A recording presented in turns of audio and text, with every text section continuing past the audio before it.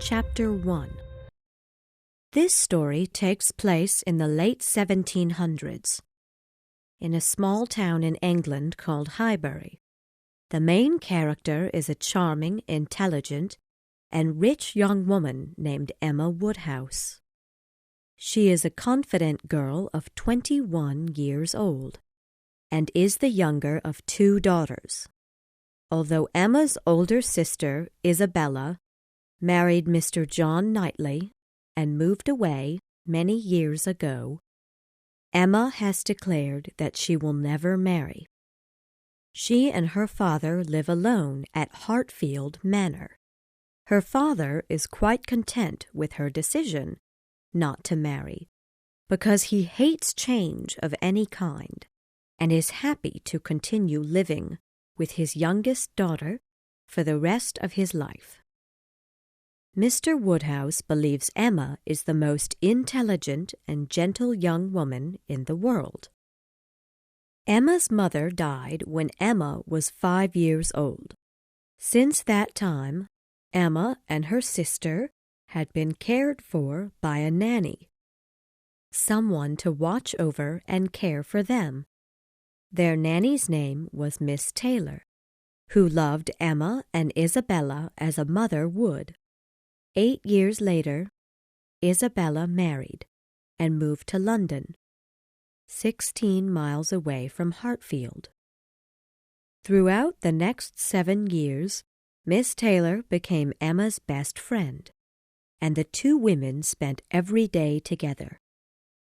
Mr. Woodhouse and Miss Taylor gave Emma all she desired, and always agreed with Emma. Therefore, Emma, as well, believed her opinions to be correct and fair. When Emma was 21 years old, Miss Taylor married Mr. Weston, a man of 50 years old, living in Highbury. Emma was a bit upset after Miss Taylor got married, because Miss Taylor was her best friend, who she spent every day with. After Miss Taylor married, she moved to Mr. Weston's home, so Emma had only her father to talk to and dine with every day. Mr. Woodhouse was upset as well because he hated any changes in his life and loved Miss Taylor almost as a daughter. Emma loved her father very much, but Miss Taylor was her best friend, and throughout her life, Miss Taylor was the person she would talk to most. Every evening, after finishing dinner, Emma's father would go to sleep, and Emma would then sit alone, thinking about how much she missed Miss Taylor. October and November were especially lonely for Emma, because her sister would not come to Hartfield until Christmas with her husband and children. Emma smiled and laughed with her father, so he would not be upset that Miss Taylor had moved away. But Mr. Woodhouse believed Miss Taylor was unhappy with her decision because it was a change in her life, and Mr. Woodhouse believed everyone shared his beliefs. Poor Miss Taylor! I wish she were here again. What a pity it is that Mr. Weston thought to marry her. I cannot agree with you, Papa. You know I cannot. Mr. Weston is such a happy and pleasant man. He deserves a good wife. The night after Miss Taylor left the Woodhouse home, Emma and her father were unhappy about Miss Taylor's leaving. The 2 decided to play a game, but Mr. George Knightley, the older brother of Isabella's husband, came to visit. George Knightley lived a mile away at Donwell Manor, and often came to visit the Woodhouse home. He knew Mr. Woodhouse and his daughter would be upset about Miss Taylor's leaving, so he came to entertain them. Mr. Knightley thought Emma was intelligent and caring, as everyone who knew Emma did, but he knew Emma had faults which no one else believed. He told Emma his opinions, although he often disagreed with her, while most others agreed with her completely. "Mr. Knightley loves to find fault with me, you know, in a joke. It is all a joke," Emma told her father that night. "Emma knows I never flatter her," said Mr. Knightley. Although Emma is upset that Miss Taylor has moved away, she is content with herself because she introduced Miss Taylor to her new husband, Mr. Weston, 4 years before. Emma believes that she is responsible for the happiness between Miss Taylor and Mr. Weston because the two met through Emma. Mr. Knightley disagrees with Emma. He believes Emma is not responsible for the marriage because it was luck, not Emma, who decided the match. Though Emma and Mr. Knightley disagree on who is responsible for the marriage, Mr. Woodhouse dislikes any further matchmaking. As Mr. Woodhouse hates any changes in his life, he wants Emma to stop finding husbands and wives for her friends. "But, my dear, pray do not make any more matches. They are silly things and break up families." "Only one more, Papa. Only for Mr. Elton." Mr. Elton had lived in Highbury for over a year, but was still unmarried at the age of 26 or 7. He was charming, handsome, and respected in Highbury, but still hadn't found a wife. Mr. Knightley agrees with Mr. Woodhouse's dislike for Emma's matchmaking. "Leave him to choose his own wife." Chapter 2. Mr. Weston was born in Highbury and spent his life living and working there. Everyone who knew him loved him dearly. Many years ago he had been in military service and was called Captain Weston. During that time he met his first wife, Miss Churchill, who fell in love with him very quickly. The two married, but Miss Churchill's parents were not happy. They believed their daughter could marry someone with more wealth, but Miss Churchill had made her decision. Unfortunately, Miss Churchill soon missed the riches of her life as a Churchill. After 3 years, Mrs. Weston died, and Mr. Weston had a young child, Frank, to care for. However, Mrs. Weston's parents, the Churchills, agreed to raise the boy as their son. Soon after, Mr. Weston left the military. For the next 18 to 20 years, he lived cheerfully in Highbury. He would spend his time doing what he pleased. Many years later, he met Miss Taylor, who he fell in love with and married. Mr. Weston had planned for many years to buy a piece of land, which was called Randall's. He decided that he would not marry again until he bought the land. He had never been an unhappy man, but after he bought Randall's and married again, he was content with his life. Mr. Weston's son, Frank, had been living with the Churchills and had never visited Highbury since. The people of Highbury were all curious to meet this young man. Young Frank had become a Churchill in every way, and when he became an adult, took the name Frank Churchill. Everyone in Highbury believed that Frank would come to visit for his father's wedding. Young Frank had written his new mother a letter, a handsome-looking letter that the townspeople talked of often. The new Mrs. Weston was excited about her good fortune in marrying Mr. Weston, but often thought of Emma. Mrs. Weston knew Emma missed her, but believed Emma had a strong spirit. Chapter 3. Mr. Woodhouse was a social man who loved when his friends visited his home. although leaving his home late in the evening often frightened him, and he hated large groups of people.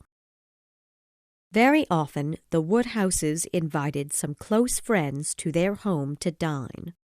Emma was pleased with these dinner parties because Mrs. Weston frequently came, as well as Mr. George Knightley, who lived nearby at Donwell Abbey Manor. Young Mr. Elton always came for the evening parties, as well as Mrs. and Miss Bates and Mrs. Goddard.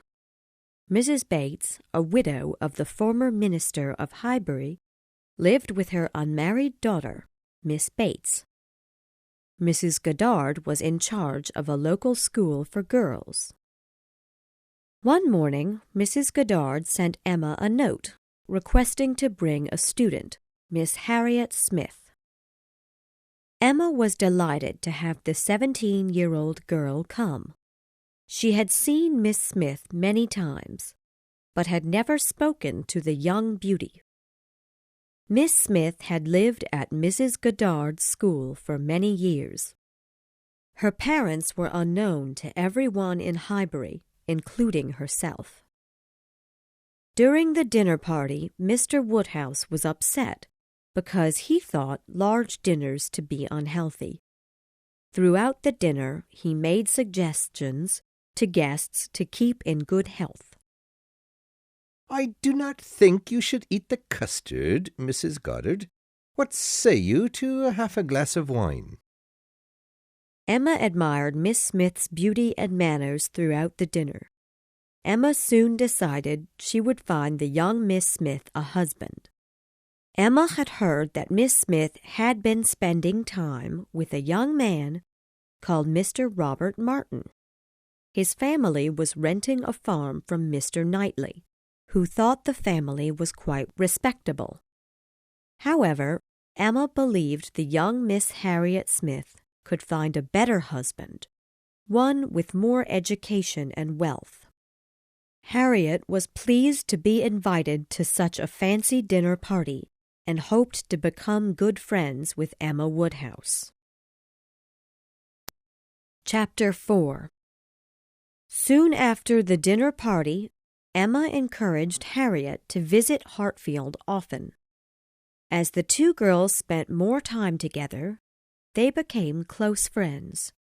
Emma discovered that Harriet was useful to have nearby. Emma often went on walks through town, but needed a companion in the evenings. Harriet could join her at any time.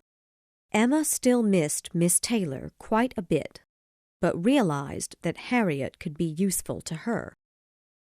Emma was curious about Harriet's parents, who were never mentioned.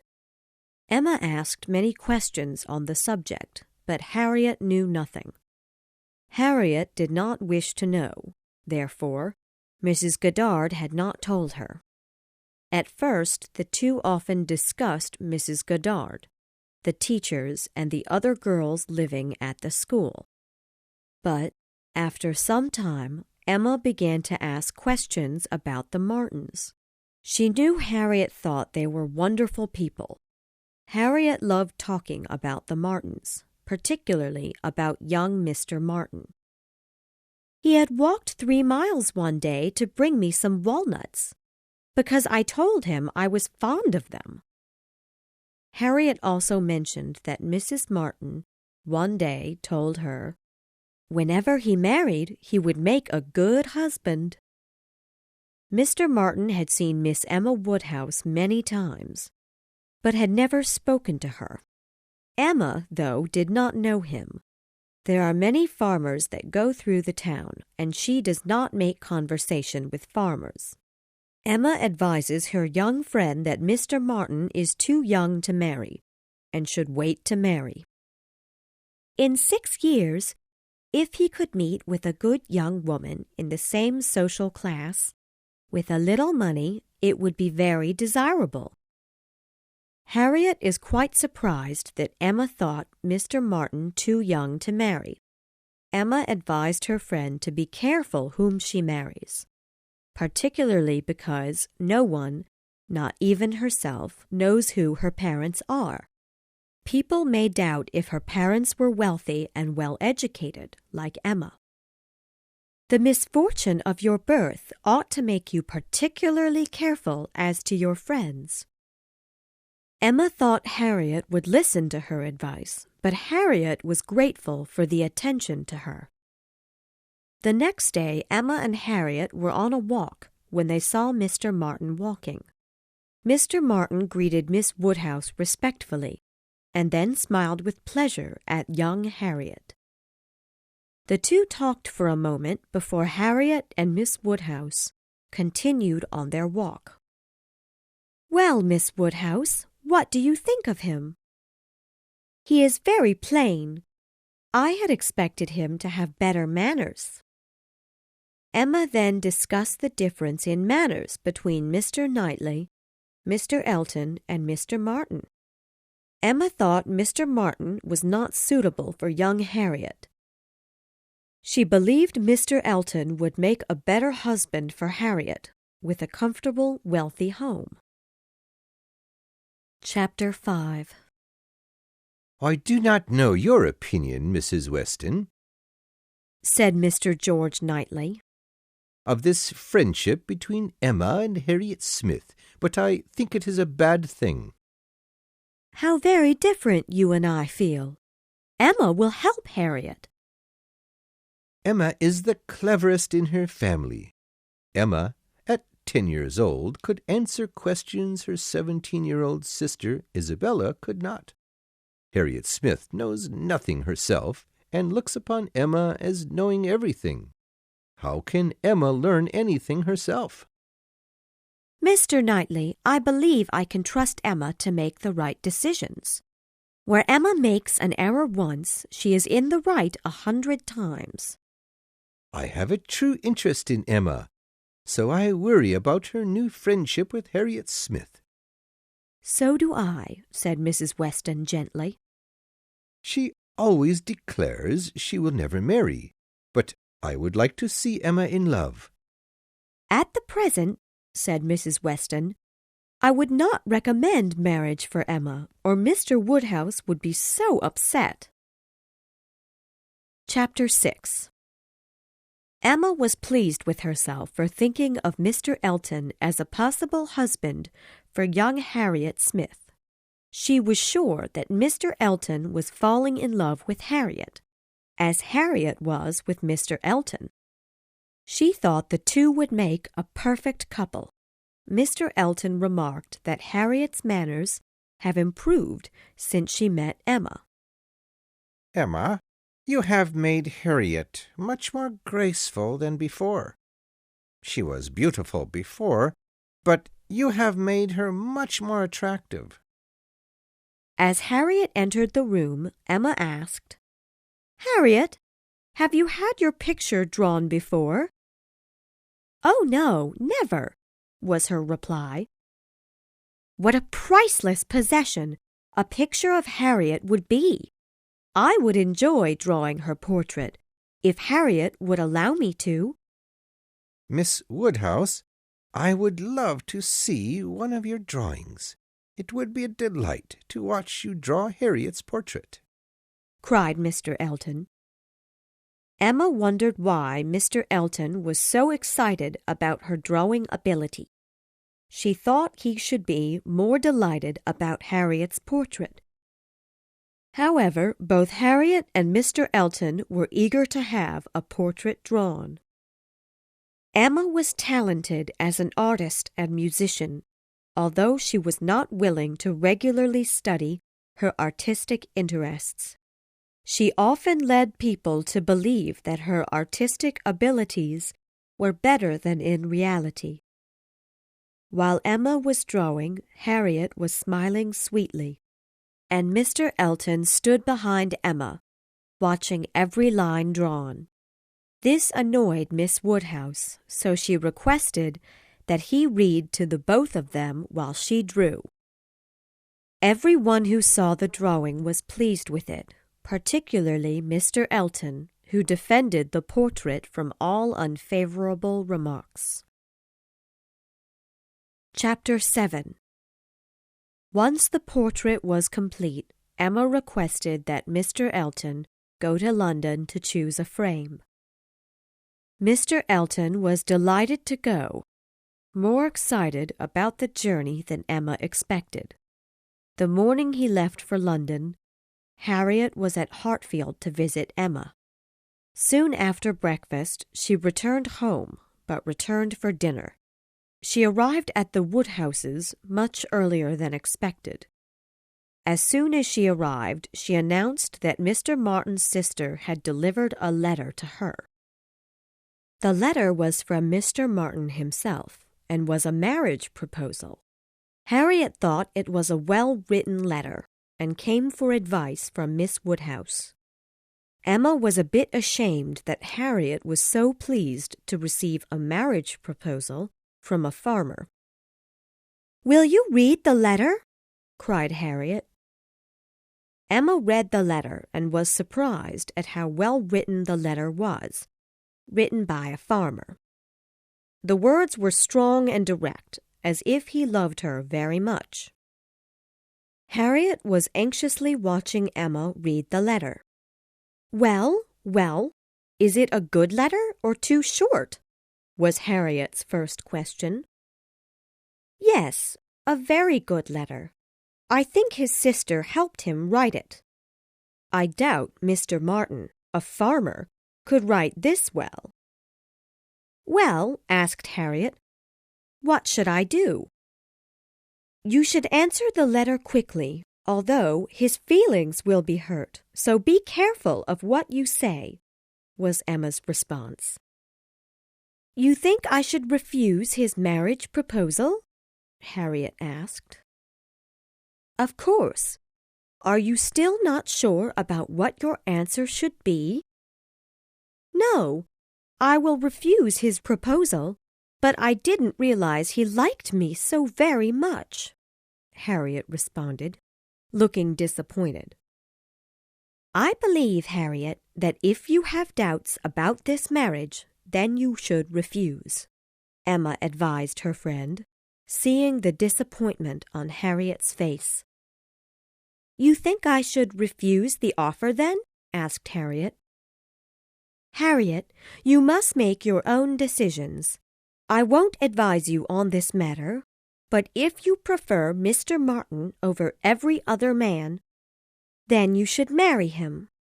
Emma paused to look at Harriet. "Are you thinking of someone else you would prefer over Mr. Martin? Mr. Elton, perhaps?" "All right, I must refuse Mr. Martin. Do you think I am right?" "Perfectly right, Harriet. I completely approve your decision. If you had married Mr. Martin, I would never be able to see you. I have no farmer friends. Therefore, I would never go to his farm to visit you." "You could not have visited me," Harriet cried. "I never thought of that. I would be so upset if I could not see you." Soon after, Emma helped Harriet write a short letter to Mr. Martin, refusing his marriage proposal. The rest of the evening, Harriet was feeling rather sad. "I shall never be invited to the Martin home again," she repeated several times. "I would be so upset if you married Mr. Martin. I would never be able to visit you," responded Emma. "Now he has my letter. I hope he will not be too unhappy." Chapter 8. That night, Harriet spent the night at the Woodhouses, as she often did. The next morning, she had to return to the school to speak with Mrs. Goddard, but would return to see Emma in the afternoon. Soon after Harriet left, Mr. George Knightley came for a visit. "I believe Harriet will soon have an offer of marriage from Robert Martin, who is completely in love with her," Mr. Knightley said with a smile. "Is Mr. Martin sure that Harriet wants to marry him?" Emma responded. "I believe he does. He came to speak to me about this matter 2 nights ago. I told him he should propose marriage to Harriet.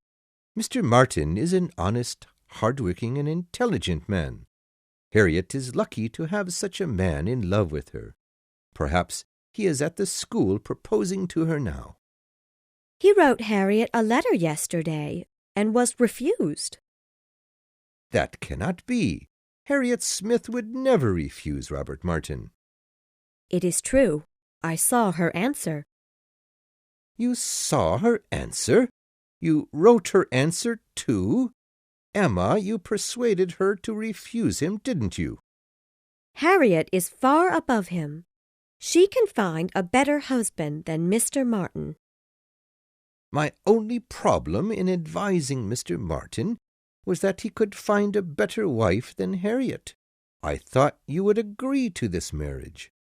Harriet would be fortunate to marry Robert Martin." "She is superior to Mr. Martin in society. She has grown up as a lady. He has grown up as a farmer. They should not marry." "Harriet did not want to improve her position in society before she met you. She was content with her simple education. Her friends approved of her and Mr. Martin together. Harriet was always happy with the Martins before she met you, and Robert Martin knew Harriet was interested." "Harriet is a young girl. She does not have to marry the first man who proposes marriage. Let her choose a husband." "Let her marry Robert Martin, and then she will be safe, respectable, and happy forever. If you insist that she marry a wealthy man, she will never marry." "We think so very differently, Mr. Knightley. She was interested in Mr. Martin only because he was the first man to fall in love with her. He has bad manners and no education. Harriet now knows what a gentleman is, and Mr. Martin is not a gentleman," Emma declared. "That's not true," cried Mr. Knightley. "Robert Martin is sincere and shows better manners than Harriet." Emma did not respond, but tried to look cheerful, though she felt uncomfortable that Mr. Knightley was so upset that Harriet refused Mr. Martin. Nonetheless, she believed she was correct. She usually agreed with Mr. Knightley on most things, so she was upset that he disagreed with her. Mr. Knightley then said, "I know you love to find husbands for your friends, but if Elton is the man you want Harriet to marry, you are wrong. I have heard him speak about a family of wealthy young ladies that his sisters know well." "I do not plan to find Harriet a husband. I just want her to remain a close friend." Mr. Knightley then left the Woodhouse home, looking rather disappointed. Emma began to worry that Mr. Martin may return to Mrs. Goddard's school to ask Harriet again to marry him. Mr. Knightley's comments about Mr. Elton also upset Emma, but she believed he spoke in anger because Emma did not agree with him. Soon after, Harriet returned with news about Mr. Elton. While Harriet was at Mrs. Goddard's school, the local doctor, Mr. Parry, was visiting a sick child there.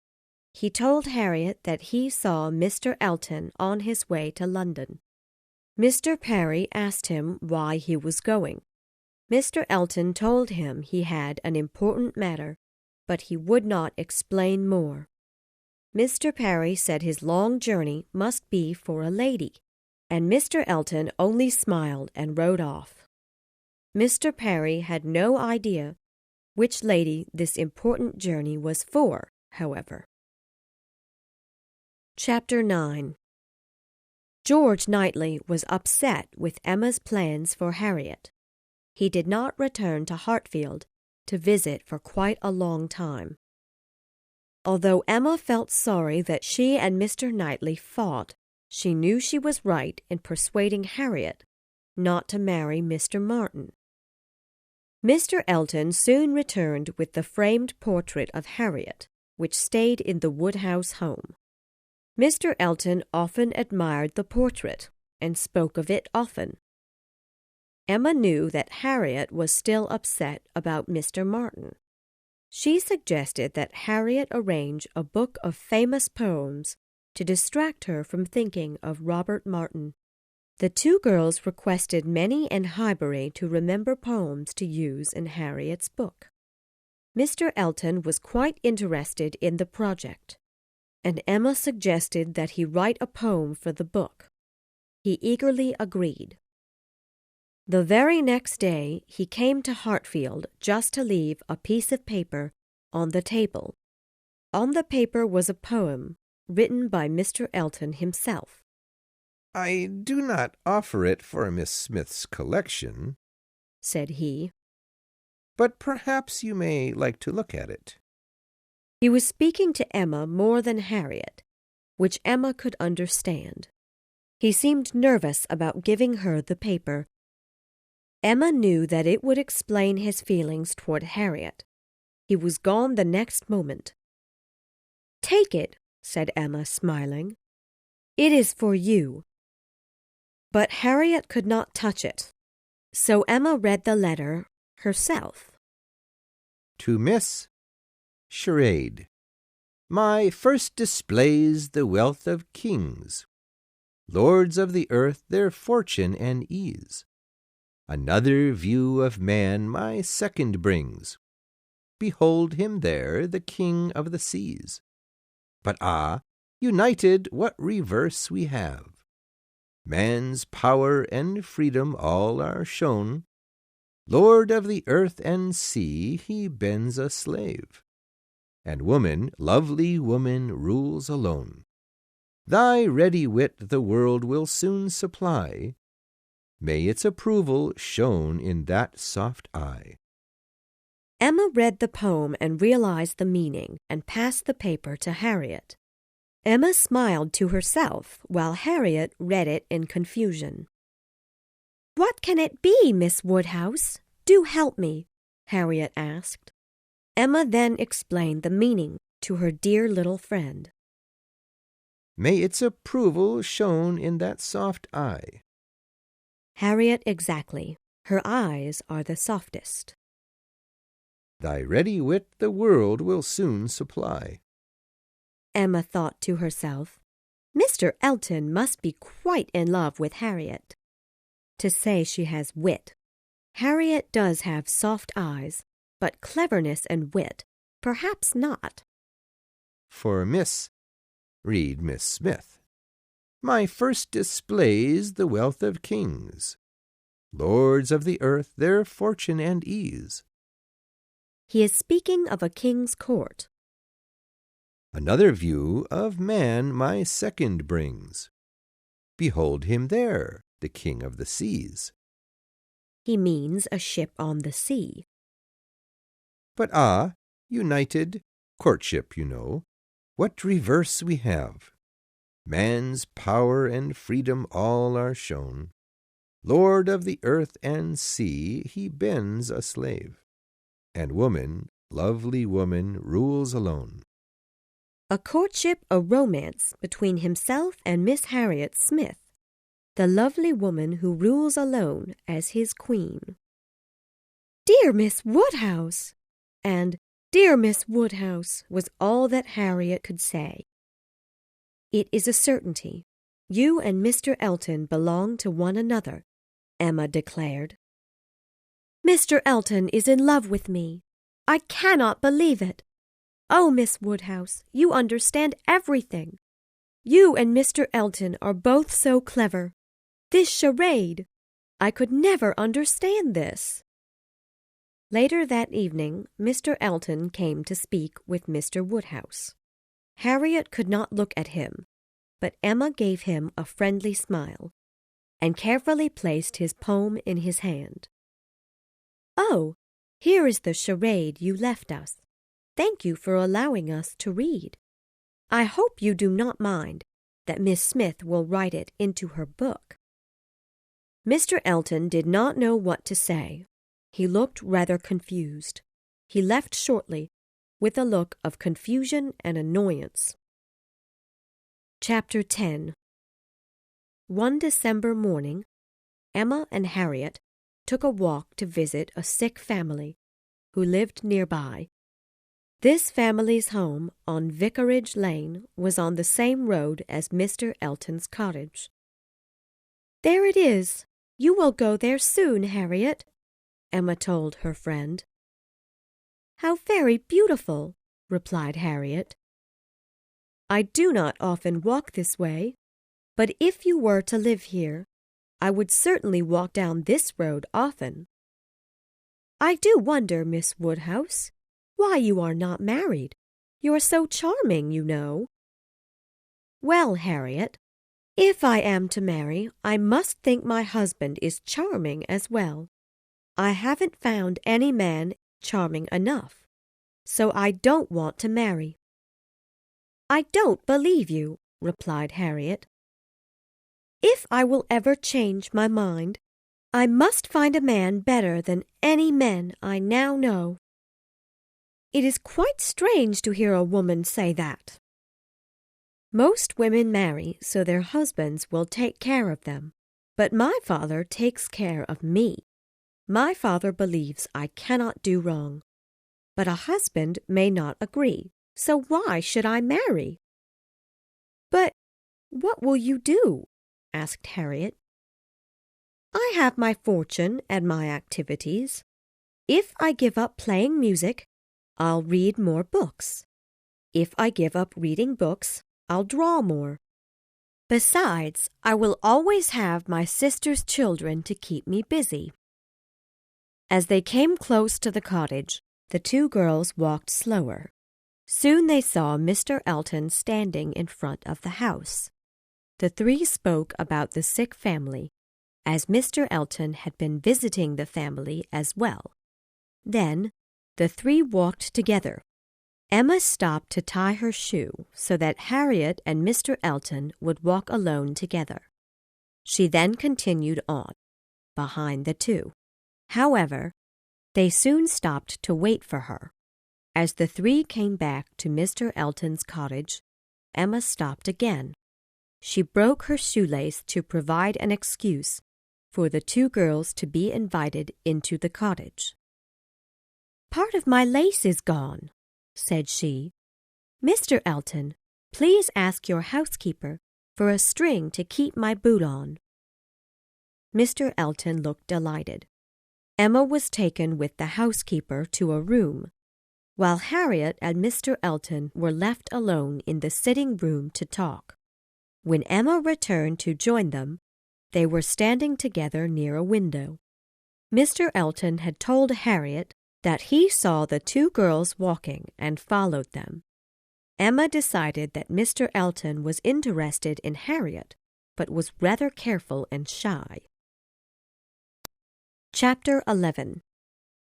Emma realized that Mr. Elton must now pursue Harriet himself. Emma should no longer be involved in their love affair. Besides, she had something else to occupy her time for the next 10 days. Her sister, Isabella, and her husband, Mr. John Knightley, were coming for a visit with their children. The Knightleys had not come to Hartfield in quite a while, so Mr. Woodhouse was particularly excited for the visit. Mrs. John Knightley was a gentle little woman. She had friendly, quiet manners, similar to her father's. She worried about her children often and respected her husband. Mr. John Knightley was a tall, clever gentleman. He was intelligent and quick, two qualities his wife did not have. His sister-in-law, Emma, noticed that he offended his wife, although Isabella herself did not. Mr. Knightley was not patient with Mr. Woodhouse's strange habits, although he cared deeply about his father-in-law. Soon after the family arrived at the Woodhouses, they all sat down together. Mr. Woodhouse sighed and shook his head. "Ah, poor Miss Taylor." "Oh, yes," cried Isabella. "You and poor Emma. What a sad loss for you both. But do you see her often? Asked Isabella. Not nearly enough. Oh, Papa, we see either Mr. or Mrs. Weston every day. Usually we see them both, replied Emma. Yes, we do see Mrs. Weston often, but she must always leave again, said Mr. Woodhouse sadly. But, Papa, Mr. Weston would be so upset if she did not return. You forgot about poor Mr. Weston, Emma reminded her father. Mr. John Knightley soon interrupted. I, being a husband, should remind you that a man needs his wife around him. I believe Miss Taylor is the most fortunate woman in the world, except for her leaving Hartfield, added his wife. Chapter 12. That night, Mr. John Knightley's older brother, George Knightley, came for dinner. Mr. Woodhouse was unhappy there was another dinner guest on Isabella's first night in Hartfield, but Emma thought it was proper to invite Mr. Knightley. The last time Emma had spoken with Mr. Knightley, they had quarreled about Emma's plans for Harriet. He was still upset that Emma had encouraged Harriet to refuse Mr. Martin's marriage proposal. When Mr. Knightley came to the house, Emma believed their quarreling was finished. We think alike about our nephews and nieces, but our opinions on men and women are sometimes very different, Emma told her brother-in-law. Perhaps, if you stopped with your silly matchmaking, we might never disagree, he replied. If we disagree, it must be because I am wrong. Yes, that's true. Remember, I was 16 years old when you were born. 21 years have passed since then. I think my understanding has improved since I was born. Yes. However, I still have 16 years more experience than you, dear Emma. That's true, agreed Emma. But I want to know that Mr. Martin is not very disappointed. A man cannot be more disappointed, was his answer. Indeed, I am very sorry for him.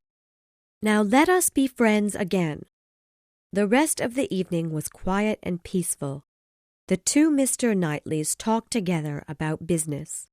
Mr. Woodhouse had a long talk with Isabella, and Emma occasionally joined one or the other conversation. My poor Isabella, said Mr. Woodhouse. How long since you have come to Hartfield? You must be so tired after your long journey here. I was so upset that your family went to Southend instead of coming here last autumn. I think going to the sea can be dangerous. Our doctor, Mr. Wingfield, recommended that the children go, particularly for the little Bella's throat, replied Isabella.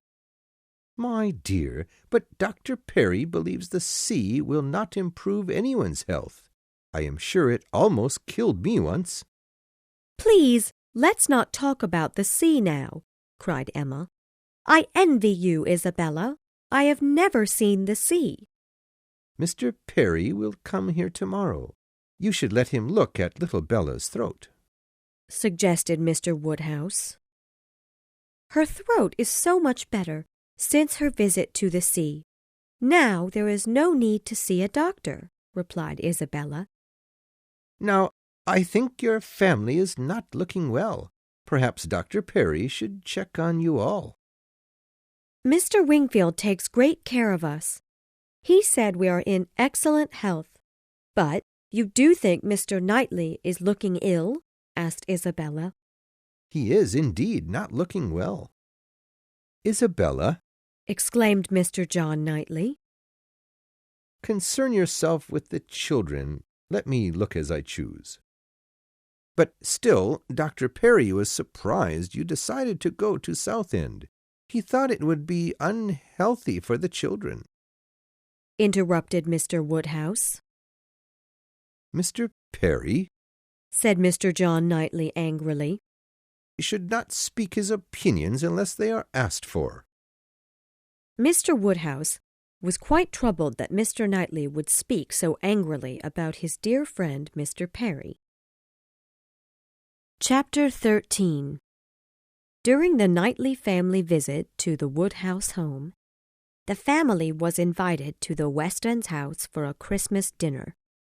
Harriet, Mr. Elton, and Mr. George Knightley would take a carriage together and meet the Woodhouses and the Knightleys at the Westons' home.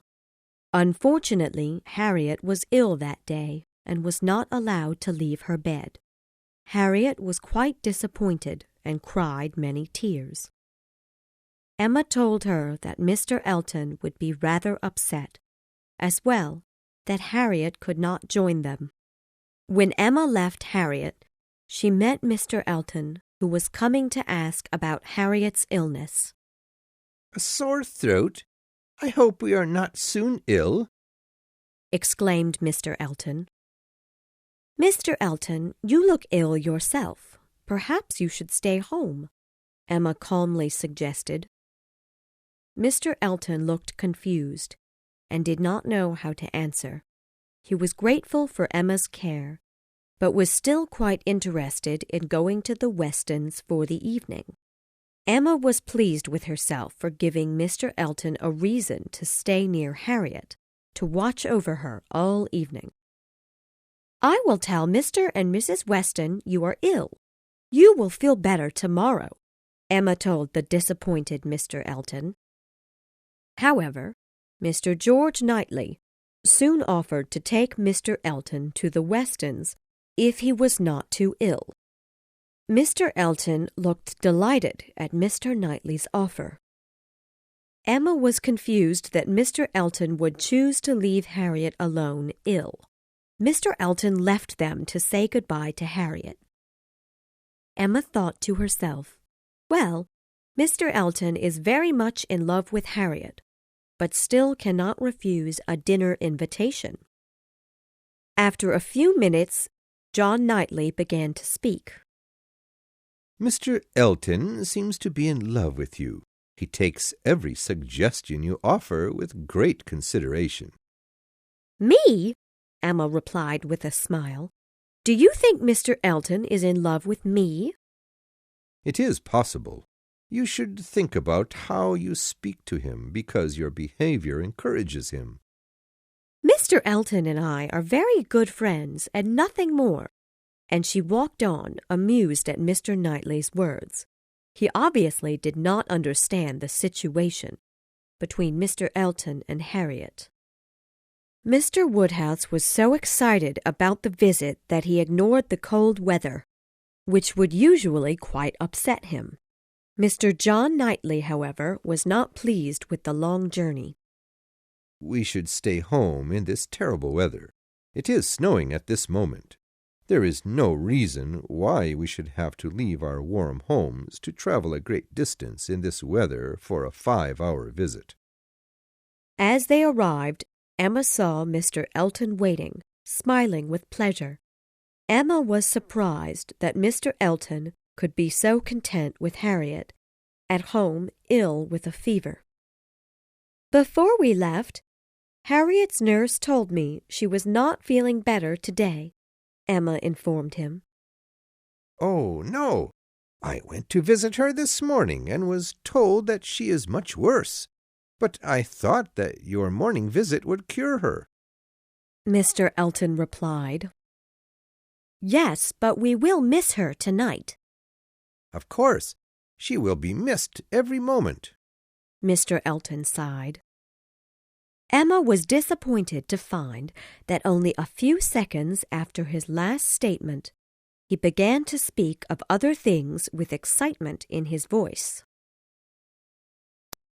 Chapter 14. As the group entered the Westons' home, Emma thought that Mr. Elton should smile less with Harriet's absence. Mr. John Knightley should smile more, she thought, although he was unhappy about the long journey in bad weather. Emma decided to forget about Mr. Elton for the evening, although she wondered if he truly was in love with her and not her dear little friend, Harriet. When they all sat down for dinner, however, she noticed that he sat next to her, smiling at her quite often. She began to wonder, can it be possible for this man to be in love with me, not Harriet any more? Impossible. Yet, throughout the dinner, he often told her how he admired her drawing of Harriet and made sure Emma was comfortable, just as a lover would do. During the dinner, Mr. Weston began to speak of his son, Frank Churchill. Emma, although not wanting to marry, thought Frank Churchill would be an agreeable choice for her. Since his father's marriage to Mrs. Weston, she had thought about this possibility more frequently. Mr. Weston announced during the dinner that his son, Frank, would be coming in a short time for a visit.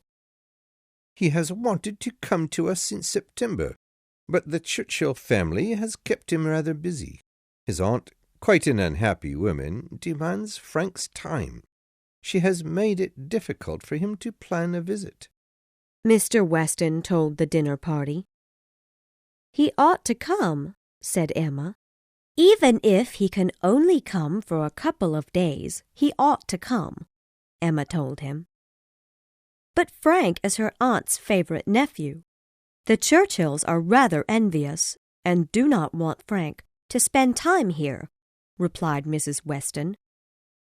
Emma responded coolly, I will not be satisfied unless he comes. Chapter 15. After dinner and tea, the weather worsened, and the family decided to return to Hartfield before too much snow fell. Emma found herself alone in a carriage with Mr. Elton returning home. She noticed that Mr. Elton had drunk too much wine, and as soon as the two were comfortably sitting together, he began to tell her how deeply he loved her. I am astonished, Mr. Elton. Your pursuit of Harriet gave me pleasure. Miss Harriet Smith? I was never interested in Harriet. She has no fortune, and still no one knows who her parents are. I only thought of her as your friend, not as a lover. Who can think of Miss Smith when Miss Woodhouse is near? I have thought only of you, the drunken Mr. Elton declared. My visits to Hartfield have been for yourself only. Sir, you have been mistaken. I am sorry, but I do not want to marry at present. I only saw you as someone in love with my friend, not my lover. He was too angry to speak another word. Emma was quite upset as well. The two did not speak another word on the way home. Chapter 16. Emma thought constantly of Harriet that night. Such a disappointment for Harriet. If I had not persuaded Harriet into liking Mr. Elton, he would not have begun to like me. But poor Harriet, she thought to herself. He proclaimed that he had never thought of Harriet as a lover, but he was so eager about the drawing of Harriet. She realized that Mr. John Knightley was right about Mr. Elton's feelings toward her. She now knew that Mr. Elton was not who she believed him to be. She began to think more about his feelings toward her. Miss Woodhouse of Hartfield, with a fortune of £30,000, is well above him in society, although he was rejecting Harriet Smith because he felt he was above her in society. The Woodhouses are famous in Highbury, but the Eltons have no name in Highbury. She realized that her error was in her attempt to bring two people together. She believed it would be a simple task, but it hurt two people deeply. At that moment, she was concerned for her friend and ashamed of herself. so she decided to do such things no more. I actually talked poor Harriet into being very much in love with this man. She would never have thought of him otherwise. She is so modest and humble. I was right in persuading her not to marry Mr. Martin. But there I should have stopped. I should have let her meet someone on her own, she thought. She went to bed worried about how to tell Harriet what had happened. The next morning the ground was covered in snow. Emma was not permitted to leave the house, and could only send Harriet notes. Emma was content with the snow. Therefore, she had no need to find excuses for Mr. Elton's absence, though she was still uneasy because she knew she would soon have to explain what happened to Harriet. Chapter 17. In a few days the weather improved, and the Knightleys soon returned to London. On the evening of their departure, a note from Mr. Elton was brought to Mr. Woodhouse. Mr. Elton was leaving Highbury the following morning to visit some friends for a few weeks. Emma was happily surprised. Her name was not mentioned in the note once, however. She now decided to explain to Harriet what had happened. The next day she went to see Harriet and told her the story. Seeing Harriet so hurt made Emma realize she should never again persuade her friend to fall in love. Harriet blamed no one. She felt that she did not deserve a man of such wealth and class. But she was fortunate to have such a kind friend as Miss Woodhouse. Time, Emma believed, must be allowed for Harriet to forget her love for Mr. Elton. Emma knew the three would meet each other in Highbury, and they must be polite. Mr. Elton was loved at Mrs. Goddard's school, where Harriet lived. The teachers spoke of him often, so Harriet would have difficulties in forgetting Mr. Elton. There could be no true peace in Harriet's heart. Chapter 18. Mr. Frank Churchill did not come. A letter was sent to the Westons, explaining that, for the present, he had no time for a visit, but still he looked forward with the hope of coming. Mrs. Weston was quite disappointed, more so than her husband. For half an hour Mr. Weston was surprised and sorry, but then he thought that Frank's coming 2 or 3 months later would be a much better plan. The weather would be better, and he would be able to stay longer. Mrs. Weston, however, knew this letter was another excuse. She believed that in 2 or 3 months another similar letter would come, but Frank would not. Emma was not too upset about Frank Churchill's not coming, although she was disappointed for the Westons. When she told Mr. George Knightley about the letter, he was not surprised.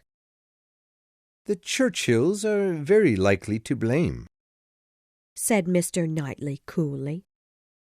"But if Frank wanted to come himself, he would find a way."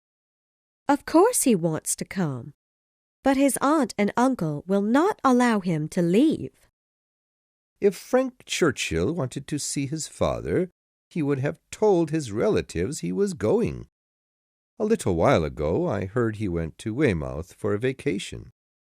This shows that he can leave the Churchills, but he will not leave to visit his own father, Mr. Weston," Mr. Knightley replied. "You do not understand his family. It is very unfair to judge someone's personality without meeting that individual. You must understand how difficult for him it is to oppose the people who have raised him."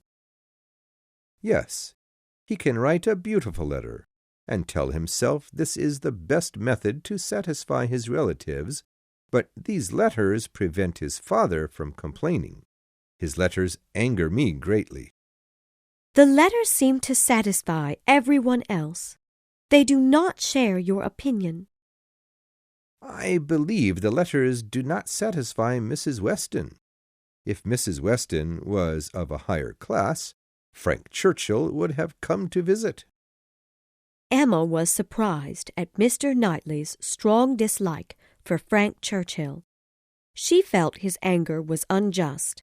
He seemed to dislike Mr. Churchill because his personality differed from his own. Chapter 19. Emma and Harriet were walking together one morning and had been talking about Mr. Elton when Emma decided they should discuss another topic. She thought it would help Harriet if they spoke of something else. Discussing Mr. Elton also reminded herself of her error in introducing the two. Emma began speaking about how the poor must suffer in the winter. "Mr. Elton is so good to the poor," Harriet responded. They were walking by the house of Mrs. and Miss Bates at that time. Emma decided they should visit them to distract Harriet from thinking of Mr. Elton. Mrs. and Miss Bates loved visitors, particularly Emma Woodhouse. Emma still felt rather guilty about Harriet's sadness and needed the Bates to compliment her. Mr. George Knightley often reminded her of her imperfections and misguided ideas, but Emma needed to feel better that day. The Bates did not often receive visitors, but were rather excited when others came to visit. The younger Miss Bates, talkative and in her late 40s, had never been married. She chose instead to live with her mother. "Mr. Elton is still away from Highbury. He is so charming," Miss Bates began. Emma knew this conversation would upset her young friend, Harriet, so she began asking Miss Bates about her beloved niece, Jane Fairfax. Mrs. and Miss Bates' favorite topic is their young niece. Whenever they receive a letter from the girl, it would be discussed for the next month. There was not another subject they spoke of more often. "Have you heard from Miss Fairfax lately? I hope she is well," began Emma. Miss Bates then eagerly searched for the most recent letter from Jane. "Oh, here it is. Jane will be coming next week. What a pleasure that will be," responded Miss Bates. Emma and Harriet stayed at the Bates home for a short time, listening to Miss Bates praise her niece, rather excited that Jane chose to visit her aunts instead of a trip to Ireland. Soon the girls left the Bates home. Emma was pleased with herself for escaping before Miss Bates read the letter. Chapter 20. Jane Fairfax was the only child of Mrs. Bates' youngest daughter. Her father died while serving in the military when she was a young child. Jane's mother was shocked when her husband died and could not live without him. Soon after, when Jane was 3 years old, her mother died as well. She was then sent to live with her grandmother, Mrs. Bates. She received a limited education there, with little opportunity. Jane's father had saved a man's life while in the military. This man, Colonel Campbell, wanted to repay Lieutenant Fairfax for his help. At the age of 9, Jane went to live with the Campbell family. The Campbells' only child was a daughter, also 9 years old. The Campbells regarded Jane as a daughter, offering her an excellent education. Jane was to study education, and then one day would look for work as a teacher. At the age of 18 or 19, her education was complete, but the Campbells loved her too much to let her leave their home at that time.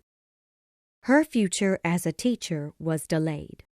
she continued to live with the Campbells, enjoying high society, although she knew one day she would have to leave to earn a living.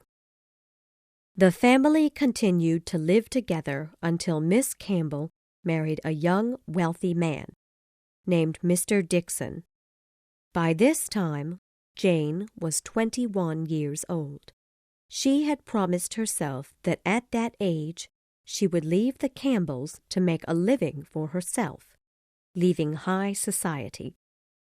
The Campbells were rather upset about her leaving, but they knew she had to begin working. Still, she had been ill since their daughter's marriage, so they agreed that Jane must first recover before leaving them. The Campbells, along with their daughter and her new husband, Mr. Dixon, were leaving for Ireland, where the Dixons planned to live.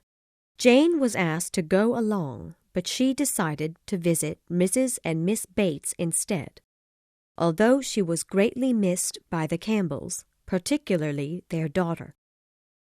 Jane would be in Highbury for 3 months with her aunt. Emma was sorry to have to visit someone she did not like.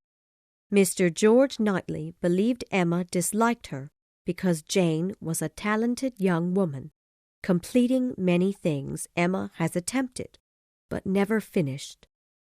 Emma strongly disagreed with Mr. Knightley, but at times she could understand his reason. Emma felt Jane was cold and silent, although everyone in Highbury thought the two girls, Emma and Jane, would become great friends. Soon after Jane arrived in Highbury, Emma and Mr. Knightley went for a visit. Jane had not visited in over 2 years, and when Emma saw her during this visit, she was surprised at Jane Fairfax's elegance. She was attractive with a delicate face. Emma greatly admired elegance. Therefore, she now admired the graceful Jane Fairfax. Emma decided that she no longer disliked Jane. She now felt kindness and respect for the girl. She was curious about Jane's reasons for not joining the Campbells in Ireland, since after this trip to Highbury, she would have to leave them to look for work. Emma believed Jane's reason was Mr. Dixon. Perhaps Jane envied Mrs. Dixon. Emma asked about Mr. Dixon, but Jane said little about the Dixons. Emma also inquired about Mr. Frank Churchill, who Jane had met on a trip to Weymouth. Jane said little about this as well. Was he handsome? He was a fine young man. Was he agreeable? He was thought so. Emma could not forgive her for her unwillingness to speak. Chapter 21. Emma could not forgive Jane. On the walk home, however, Mr. Knightley did not realize Emma was upset. "A very pleasant evening," began Mr. George Knightley. Yes, quite a pleasant evening. I was pleased with the many questions I asked Miss Fairfax, and amused at how little information I received, Emma replied. The next morning, Mr. Knightley arrived at the Woodhouse home with news for Emma. Miss Bates arrived just as Mr. Knightley was going to tell Emma the news. Miss Bates interrupted, however. "Have you heard the news?" she asked. "Mr. Elton is going to be married." Emma had not had time to think of Mr. Elton, and was surprised and felt embarrassed at hearing the news. "There is my news. I thought it would interest you, Emma. He is going to be married to Miss Hawkins," said Mr. Knightley with a smile, knowing there was a secret between them. "I wish them happiness," Emma exclaimed. "He is very young to get married," Mr. Woodhouse observed. "A new neighbor for us all, Miss Woodhouse," said Miss Bates joyfully. "Jane, you have never seen Mr. Elton." "No, I have never seen Mr. Elton," she responded without emotion. "Mr. Elton has only been gone 4 weeks. He must have met Miss Hawkins recently," Emma said. "You are silent, Miss Fairfax, but I hope you are interested in this news." "When I have seen Mr. Elton," replied Jane, "I shall be interested, but I must first meet him." Emma then realized she must tell Harriet the news before she finds out from others. A few moments later, Harriet arrived, looking rather upset. "Oh, Miss Woodhouse, I must speak with you at once," were Harriet's first words. Harriet had been walking to the Woodhouse home when it started to rain. She stopped at Ford's, a clothing shop in Highbury, to wait for the rain to stop. As she sat down, she saw Elizabeth Martin and her brother come in. "I was sitting near the door when Elizabeth saw me, but Mr. Martin did not. She looked away, but soon he looked around the store and saw me. They began whispering. I think he was asking her to speak to me, because she then came to greet me. She was very friendly. She said she was sorry we never see each other. Dear Miss Woodhouse, I was absolutely miserable. I wanted to leave, but it was raining outside. Then he came to speak to me for a minute. Then the rain stopped, so I said goodbye. As I was leaving, he followed me to say I should take the road near Mr. Cole's home because it is safer. He was so pleasant and kind, and Elizabeth too. Oh, Miss Woodhouse, I am so upset. Please make me feel comfortable again." This upset Emma because she knew she had to tell Harriet the news about Mr. Elton's marriage, which would not comfort her dear friend. She pitied the Martins. They honestly cared about Harriet, although she hurt Mr. Martin deeply. Then Emma told Harriet the news of Mr. Elton's marriage. Poor Harriet soon forgot about her seeing the Martins. She was curious and hurt after hearing the news of Mr. Elton and his Miss Hawkins. Chapter 22. A week had not passed since Miss Hawkins' name was mentioned in Highbury. When Mr. Elton arrived, most people in town already knew her history and appearance. He returned a very happy man. He left Highbury rejected and hurt, but came back satisfied with himself. He no longer cared for Miss Woodhouse and ignored Miss Smith.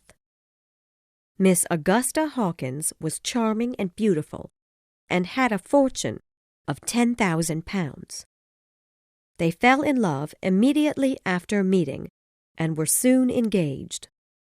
He returned to Highbury a confident man, speaking of his wedding plans often.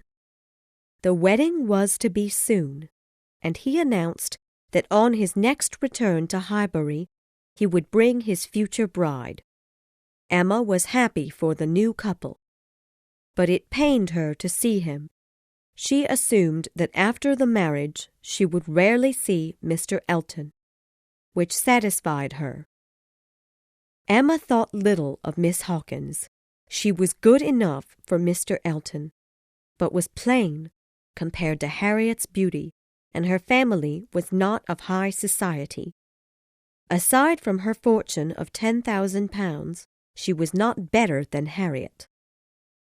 Emma still felt quite guilty about Harriet's broken heart. She had talked Harriet into love, but could not talk her out of it. She feared that nothing could calm Harriet's mind. She would forever be in love with Mr. Elton. Since his arrival, Harriet had become more upset with the situation. Emma saw Mr. Elton only once, but every day Harriet would hear his voice or see him pass by or hear his name in a conversation. There was always a reminder of his presence. A few days after Harriet spoke with the Martins, Elizabeth Martin requested that Harriet come for a visit. Emma thought a visit to the Martins' farm would be respectful to the family, although the visit should be quite short. Emma took her there in her carriage and would return for her soon. Emma feared that Harriet would again fall in love with Mr. Martin during this meeting. "This cannot be allowed. Harriet is not to be a farmer's wife," Emma thought to herself. Chapter 23. Harriet arrived at Abbey Mill, the Martins' farm, although Emma decided the visit would be only 15 minutes long. She was fearful and curious about the visit. The visit was painful for Harriet. She remembered the pleasant times she had at the Martins. She had visited many times the summer before. Mrs. Martin commented that Harriet had grown, which reminded them all of the summer before, when she was measured with her two friends by the window. Mr. Martin had measured her, although he was not present for this painful visit. They all remembered the day, the hour, the same content feeling of that time. Just then Emma's carriage returned, 14 minutes after Harriet arrived. Emma wished the Martins were members of her high society, but they were not. So how could Harriet marry someone of such low class? Impossible. Harriet must separate from them, but this separation was quite painful for Harriet. Emma, as well, was in pain. She was hurt from the guilt she felt over Harriet's love for Mr. Elton. When they returned to the Woodhouse home, the Westons were there for a visit. Mr. Weston was particularly joyful with news that his son, Mr. Frank Churchill, would come tomorrow for a 2-week visit. "We shall enjoy him completely. Everything has turned out exactly as we could wish," Mr. Weston announced, content. The next day Emma went on an afternoon walk. When she returned, she saw 2 gentlemen sitting with her father, Mr. Weston and his son, the famous Mr. Frank Churchill. He was a very good-looking young man, and she immediately liked him.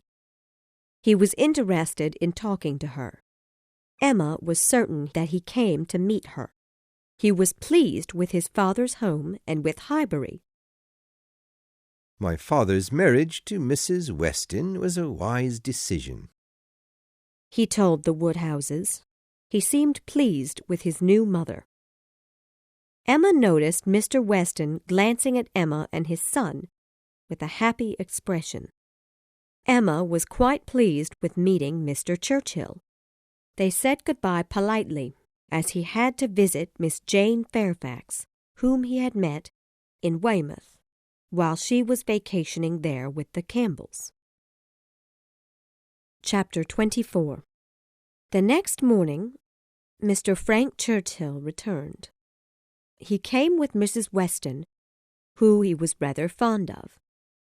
The 3 took a walk around Highbury, and Mr. Churchill was delighted with everything.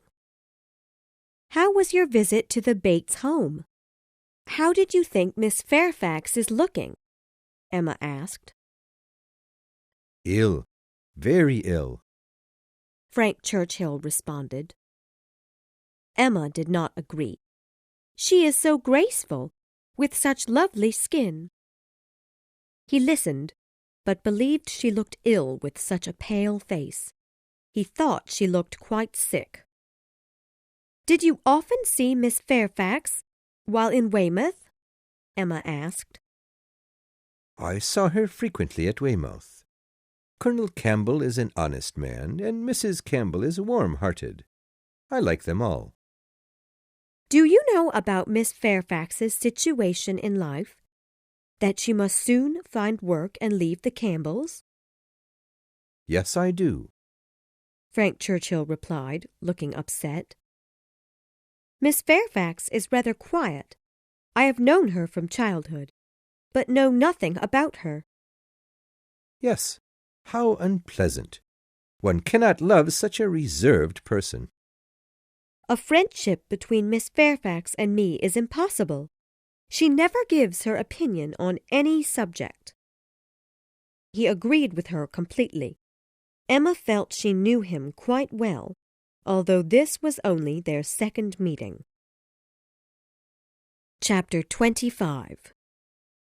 The next morning, Emma heard that Frank Churchill had returned to London for a haircut, which seemed rather strange. But Emma still had a very good opinion about Mr. Churchill. Other than this strange behavior, she was quite pleased with his visit. However, Mr. George Knightley's attitudes towards Mr. Churchill were not as kind. Emma heard him say to himself, I knew he was just a foolish young man. After everyone found out about Mr. Churchill's short departure for nothing but a haircut. That day it was announced that the Woodhouse's neighbors, the Coles, were having a dinner party soon. Emma decided she would not attend the party, although she had not received an invitation, which she thought rather strange. Her father never dined outside their home, which was well known in Highbury. Therefore, Emma would certainly refuse the invitation. The Coles had lived in Highbury for 10 years and were very good people, but not a family of high class or fortune. Emma believed it was quite impolite that they would not send an invitation, as the Woodhouses are of high society, and should have the opportunity to refuse the invitation. Mrs. Weston reasoned that the Coles know you do not dine out, but Emma felt she should have the power to refuse. The Westons, Mr. George Knightley, Harriet, the Bates, and Frank Churchill would all attend the dinner party, all the highest of Highbury society. Emma was now tempted to accept an invitation, although one had not been offered. Very soon an invitation did arrive at the Woodhouse home. Mr. Woodhouse remarked, Of course, it must be declined. But Emma told her father she would like to go, to show respect to the family. The letter would have arrived sooner, but the Coles were waiting for the arrival of a folding screen, which they had to keep Mr. Woodhouse warm. However, Emma did not wish him to go to the party. Mr. Woodhouse often gets upset at large parties, so Emma thought he should stay at home. Well, my dear, you should return home at an early hour. You will get very tired, suggested Mr. Woodhouse. But you would not wish me to leave before I am tired, Papa. Oh, no, my love. But you will soon be tired. You will not like the noise of the party. But, dear Mr. Woodhouse, interrupted Mr. Weston, if Emma leaves early, the party will end. The sooner the party ends, the better, said Mr. Woodhouse. But this may upset the Coles. They are good people. I know you do not wish to disappoint them, Mr. Weston explained. No, I do not want to hurt the Coles. Perhaps, Emma, you can stay at the party a little longer than you wish. Oh, yes, Papa. I have no fears at all of staying late. Chapter 26. Frank Churchill did return to Hartfield that day. She still thought he was rather silly for returning to London for just a haircut. But he was not at all ashamed himself. The Coles party was the following Tuesday. As she reached the Coles home, Mr. George Knightley had just arrived and helped her out of her carriage. "I am quite glad to see you. You are such a gentleman to help me," Emma told him. "How fortunate that we arrive at the same moment. Now, you see, I am truly a gentleman." The party was rather large. Although the women of less fortune and class, Miss Bates, Miss Fairfax, and Miss Smith, would arrive later in the evening. Many at the party were discussing Jane Fairfax's new pianoforte, an expensive musical instrument which was sent to her mysteriously. Most believed the Campbells had sent it as a gift, but Jane thought someone else must have sent it. Jane knew the Campbells would have told her if they were sending such an expensive gift. As Mrs. Cole was discussing the grand instrument, Emma noticed that Mr. Frank Churchill was smiling contentedly to himself. "Why do you smile?" said she. "Perhaps the Campbells did not send the pianoforte," he responded with a curious smile. "If Colonel Campbell is not the person, who can it be?" "Perhaps Mrs. Dixon sent the pianoforte." "Yes, I had not thought of Mrs. Dixon. It is Mrs. Dixon, I believe." "Perhaps not Mrs. Dixon, but Mr. Dixon sent it." "Yes, I am sure Mr. and Mrs. Dixon sent the present," Emma responded confidently. "That is possible, but perhaps Mr. Dixon sent the pianoforte alone.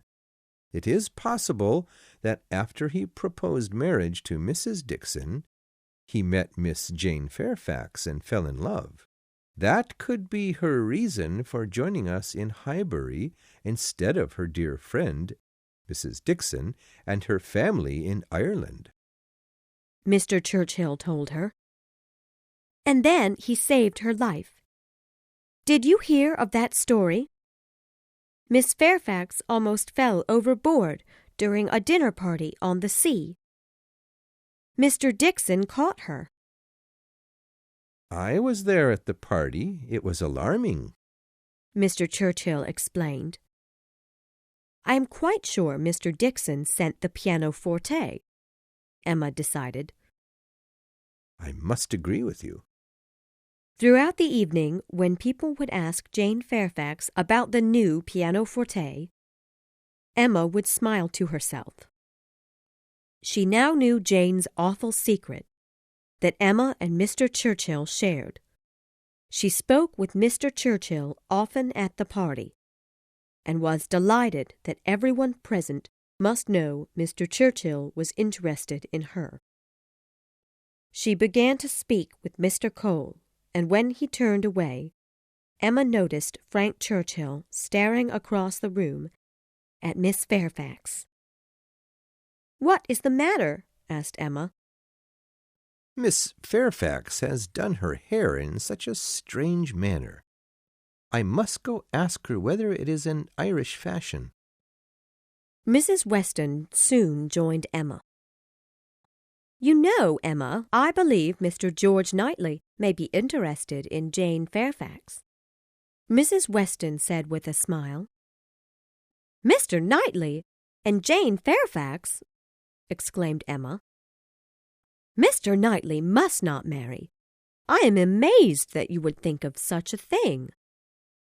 Miss Fairfax has always been a favorite of Mr. Knightley's." "Impossible! She has no fortune herself, and he has never wanted to marry. It would be a shameful marriage," Emma reasoned.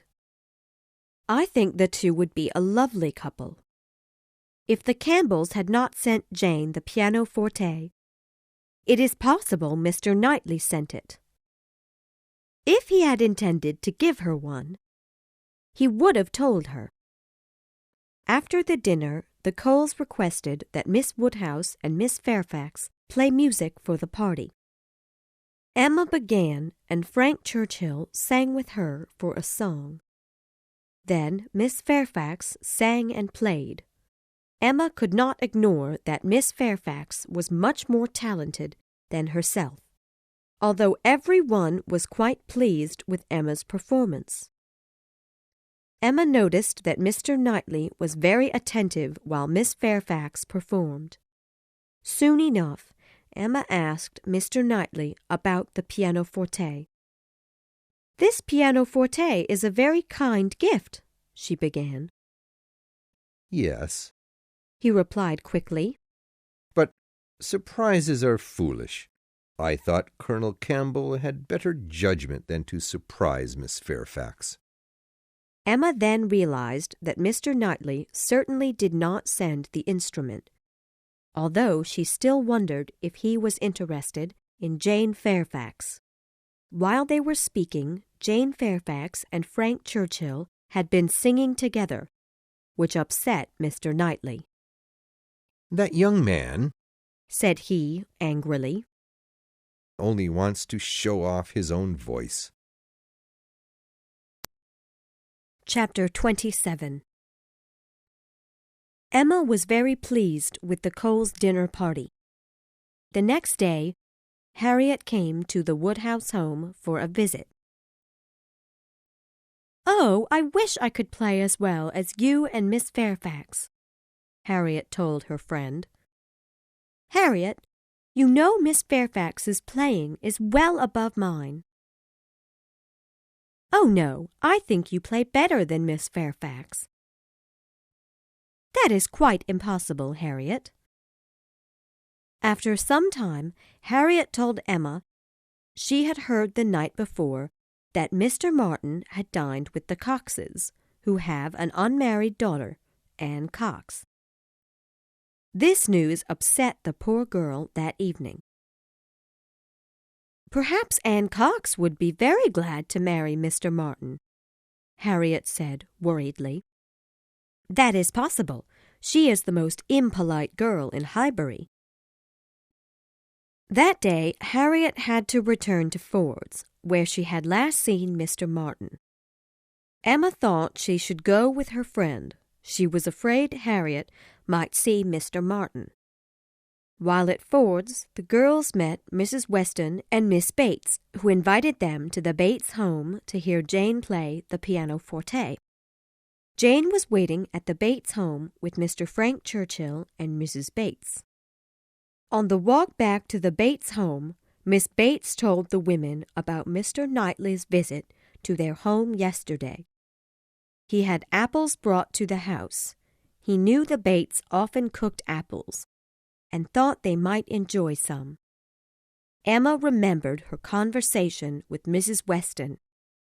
Perhaps Mr. Knightley was in love with Jane Fairfax. Chapter 28. The Bates sitting room was quite peaceful when Mrs. Weston and Miss Bates returned with Emma and Harriet. Frank Churchill had been fixing Mrs. Bates's glasses, while Jane was playing the pianoforte. "What?" said Mrs. Weston. "Frank, you have not finished fixing Mrs. Bates's glasses yet. You started fixing them before we left the house." "I stopped to help Miss Fairfax in making her instrument stand steadily," he replied, and then continued, "Miss Fairfax, it would give us all pleasure if you would play one of the songs we danced to last night. Although you looked rather tired the whole evening, but I was so upset when you stopped dancing." She played. "What happiness this song brings me. I believe we danced to this song at Weymouth," he said. She looked up at him for a moment, quite surprised, and played something else. He took some of her music and turned to Emma to say, "This music was sent with the instrument. Whoever sent this knew that Miss Fairfax has no music here. It shows that this person cares deeply for Miss Fairfax. Emma wished he would stop discussing the pianoforte. When Emma turned to Jane Fairfax, she saw her smiling, a smile of secret delight. Emma knew Jane Fairfax was delighted with some forbidden pleasure, which she assumed to be Jane's supposed love for Mr. Dixon. "Jane must understand you are speaking of Mr. Dixon.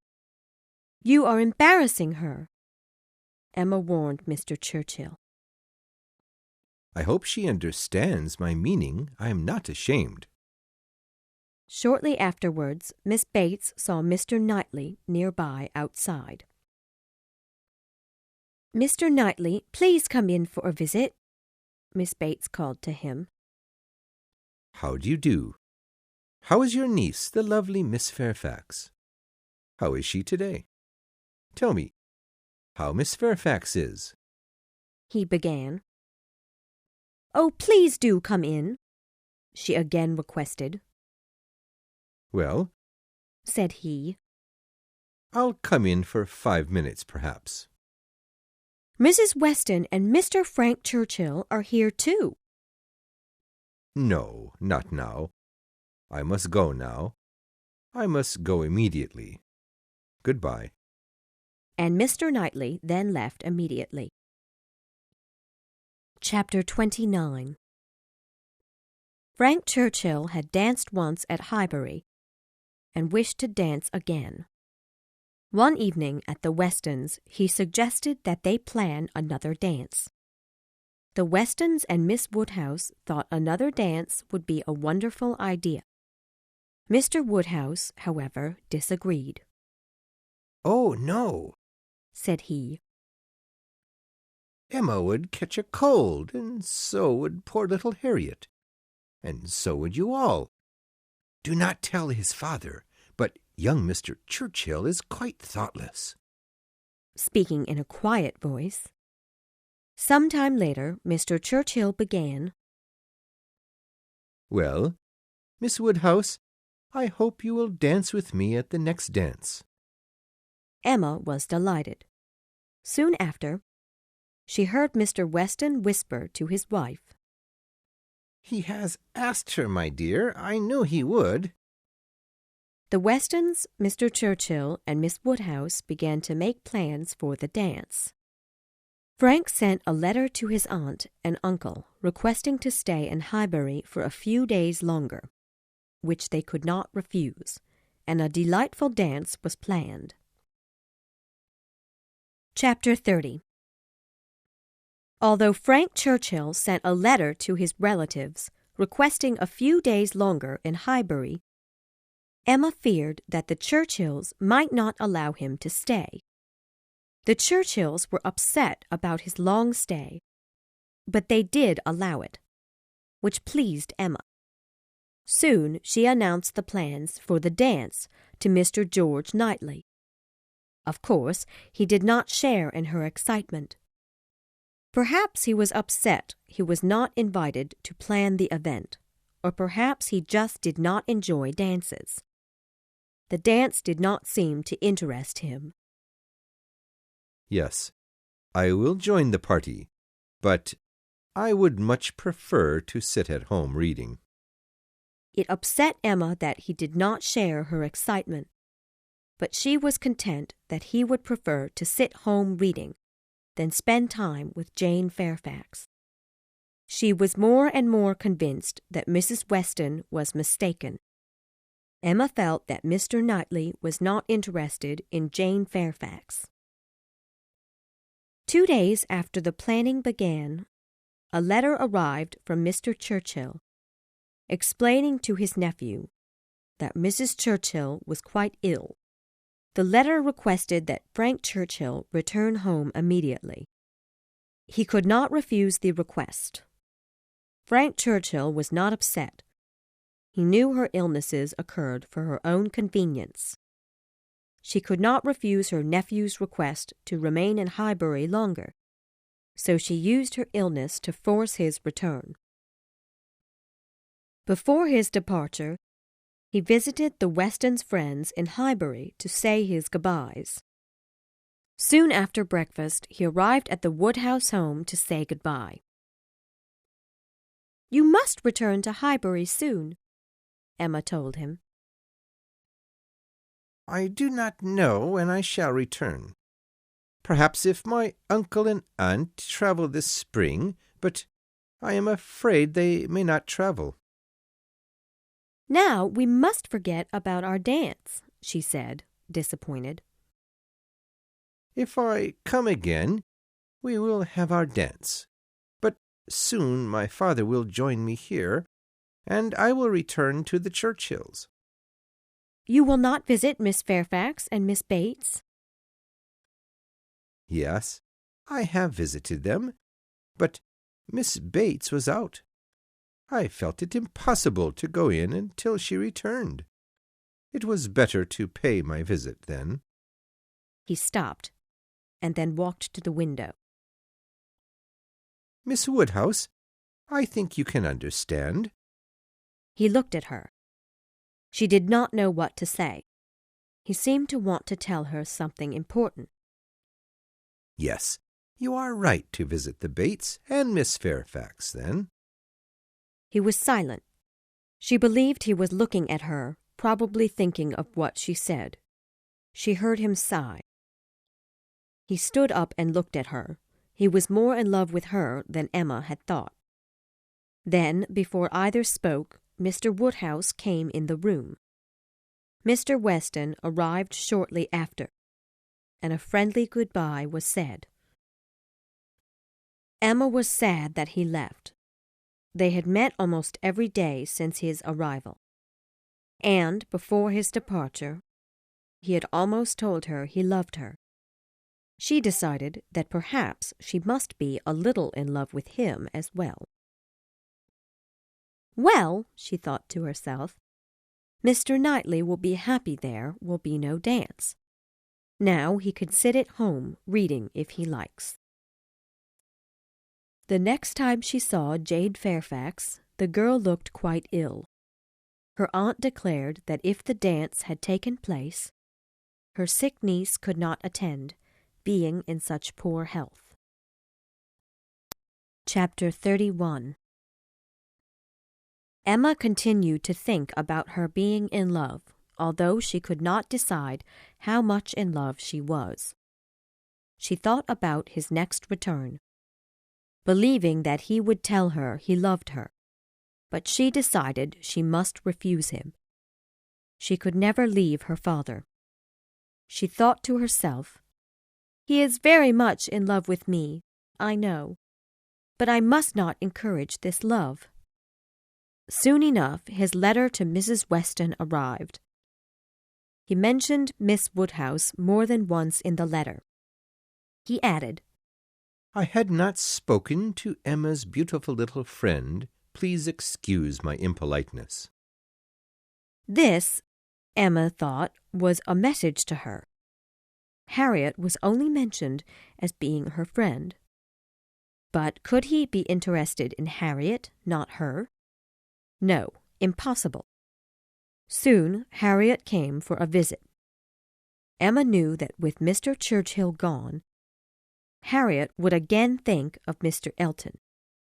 She was still so in love with him. Emma, however, did not want to remember.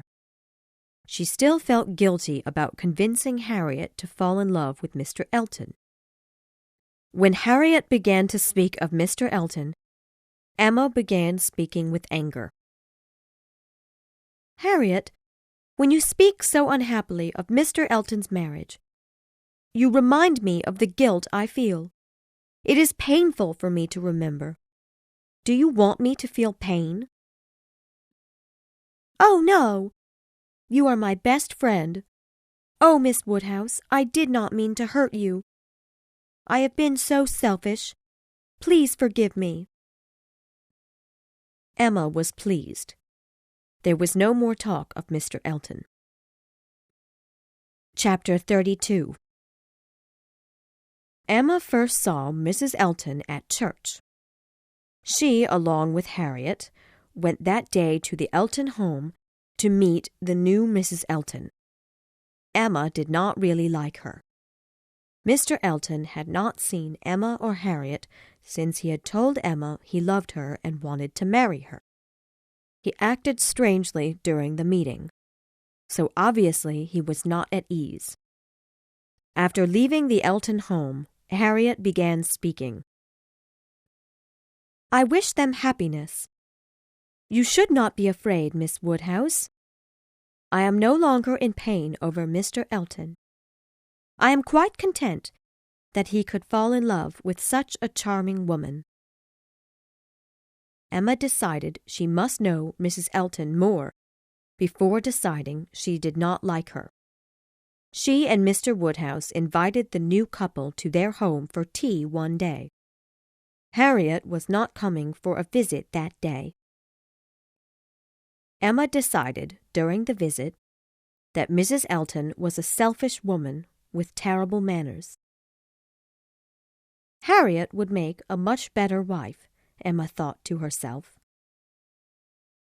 Mrs. Elton talked the entire time, giving Emma little opportunity to speak. "We have visited the Westons. They are such pleasant people. I was surprised to see that Mrs. Weston has such wonderful manners. She used to be your caregiver, is that right?" Mrs. Elton asked. Emma was astonished. She thought to herself, "Of course the woman who raised me, my caretaker, would have incredible manners. Frank Churchill would be surprised at Mrs. Elton's impolite manners as well." "Mrs. Weston's manners," said Emma, "were always very good." Chapter 33. After speaking with Mrs. Elton on several occasions, her opinion remained the same. She was not fond of Mr. Elton's new wife. Since marrying, Mr. Elton had changed quite a bit as well. He became unfriendly, particularly with Miss Woodhouse. He entirely ignored poor Harriet Smith. Mrs. Elton suggested on many occasions that she and Emma spend time together. Emma said nothing about meeting with her. This upset Mrs. Elton, and she became quite cold to Emma. This only increased Emma's dislike for the woman. Mrs. Elton and her new husband were rather impolite towards Harriet as well. Mrs. Elton, however, was quite fond of Jane Fairfax.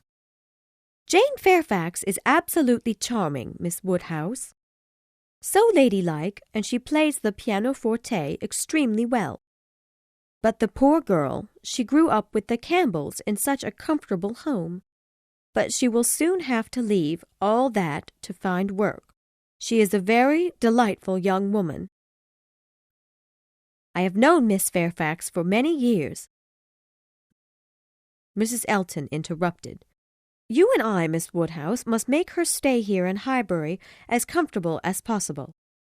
Then the rest in town will do as we do. I shall invite her to my house often." "Poor Jane Fairfax," thought Emma. "This is such a punishment, to become friends with Mrs. Elton. Poor, poor girl!"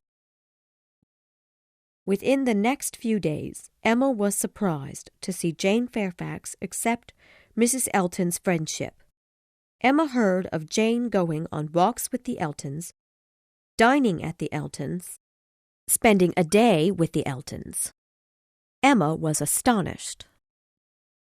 Jane had planned to come to Highbury for 3 months, while the Campbells were in Ireland with their daughter and her new husband, Mr. Dixon. 3 months had passed, but now another invitation to visit the Campbells came for her. The Campbells planned to stay longer for the visit in Ireland. Mrs. Dixon had written the letter asking her dear friend to come. Jane again refused the invitation. No one in Highbury could guess Jane's reason for refusing. Although Emma believed Mr. Dixon was her reason for remaining in Highbury. One evening she was asking Mrs. Weston and Mr. Knightley why Jane Fairfax would befriend Mrs. Elton, such an impolite, boring woman. Mrs. Weston and Mr. Knightley both knew of her dislike for Mrs. Elton. Jane spends every day with her aunt at home, and perhaps she gets bored with the same people, Emma, Mrs. Weston told her. You are right, Mrs. Weston, said Mr. Knightley. She receives attention from Mrs. Elton, which no one else gives her. Emma knew that Mr. Knightley was telling her that she ignored Jane Fairfax. My dear Mr. Knightley, you admire Miss Fairfax with serious interest, Emma began. Mr. Cole noticed 6 weeks ago that I am interested in Jane Fairfax. He paused to sigh. But that will never be. Miss Fairfax is not interested in me. She would not marry me if I asked her, and I am very sure I shall never ask her. Emma was pleased that her dear Mr. Knightley was not considering marriage. Chapter 34. Everyone in Highbury who knew Mr. Elton was inviting the new couple for dinner parties. Mrs. Elton was determined to show this small town the meaning of high class. She announced many times that she would have a grand evening party, with more waiters, delicate dishes, and refreshments than the people of Highbury had seen before. Emma, meanwhile, felt she should have a dinner party for the Eltons, being the polite lady she was.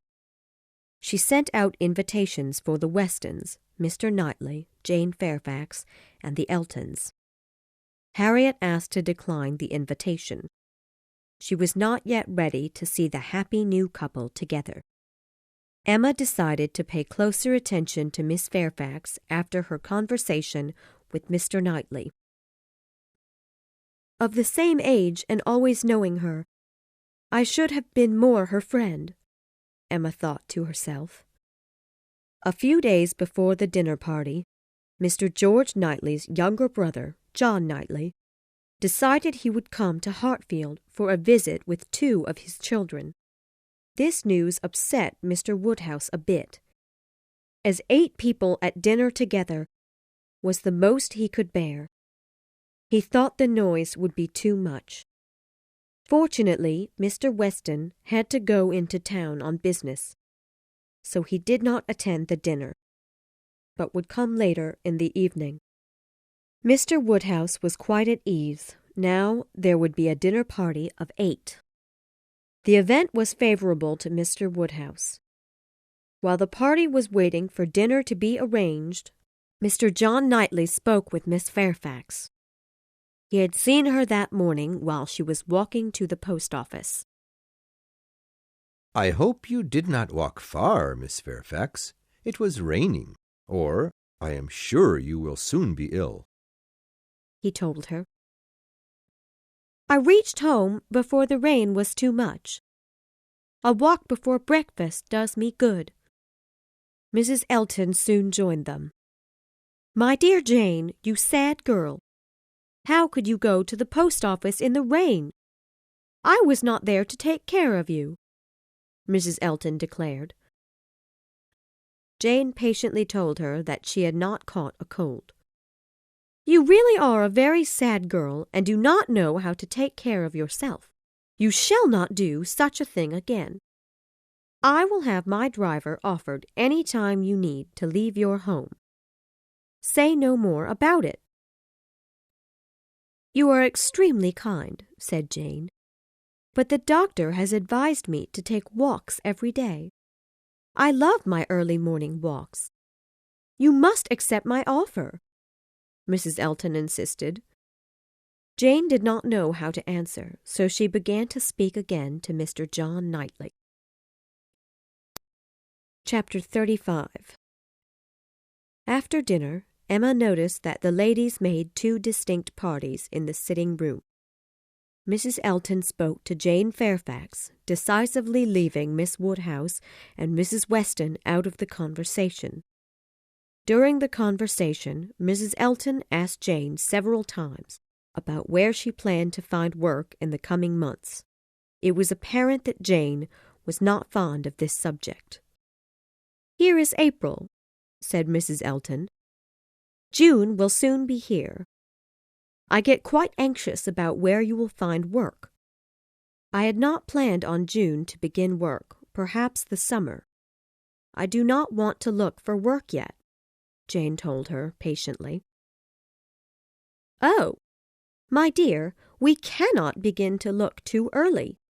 Are you not aware of how difficult finding work can be?" "I not aware!"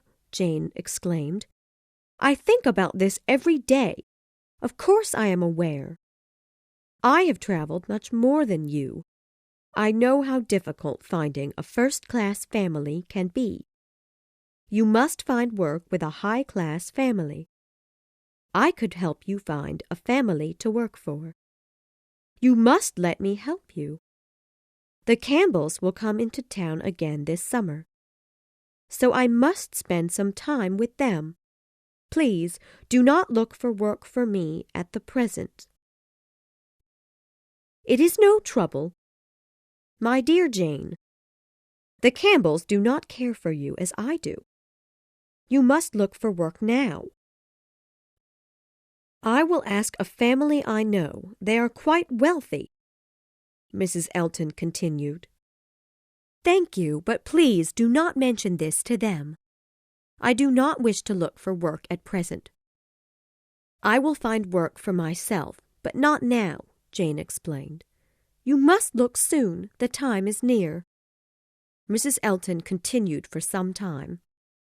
Jane accepted Mrs. Elton's advice with a simple yes, although she did not look interested in hearing Mrs. Elton's suggestions. Soon after the party finished dinner, Mr. Weston arrived with a letter from Frank Churchill in his hand and a content smile on his face. "Well, he is coming here again soon. His aunt's illness is, of course, not serious. Emma, have you read the letter?" Mr. Weston asked. Emma was worried about her own feelings towards Frank Churchill. Mr. Weston, however, was delighted by the news. Chapter 36. "I hope I shall soon introduce my son to you," Mr. Weston said to Mrs. Elton. "Oh, yes, I shall be very happy to meet him. I have heard that his home is quite far from Highbury, but, I suppose, to wealthy families the long distance is not a concern. My brother-in-law, Mr. Suckling, travels often, being so wealthy himself."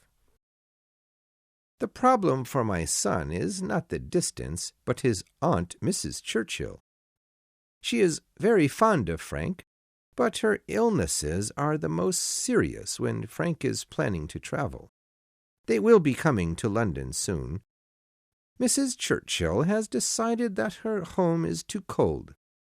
Frank will be much closer to Highbury and therefore able to visit more often." "Have you told Mr. Churchill there is a new addition to Highbury?" Mrs. Elton asked, meaning the new addition to be herself. "Oh, of course. I have told him in every letter written to him recently about the lovely Mrs. Elton."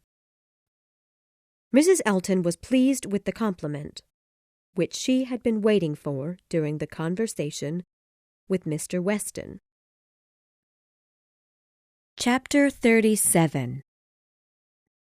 Emma understood her nervousness after hearing of Frank Churchill's coming. She decided she was no longer in love with him, but she believed that he must still be in love with her. She worried about what to say to him if he told her he loved her. Although she knew she would have to refuse a marriage proposal, she could never leave her father. The Churchills finally arrived in London, and Frank Churchill soon came to Highbury. When he came to the Woodhouse home for a visit, Emma had no doubt about him being less in love with her. She reasoned that he was afraid to fall in love with her again, and therefore made his visit quite short. His behavior during the visit was rather strange.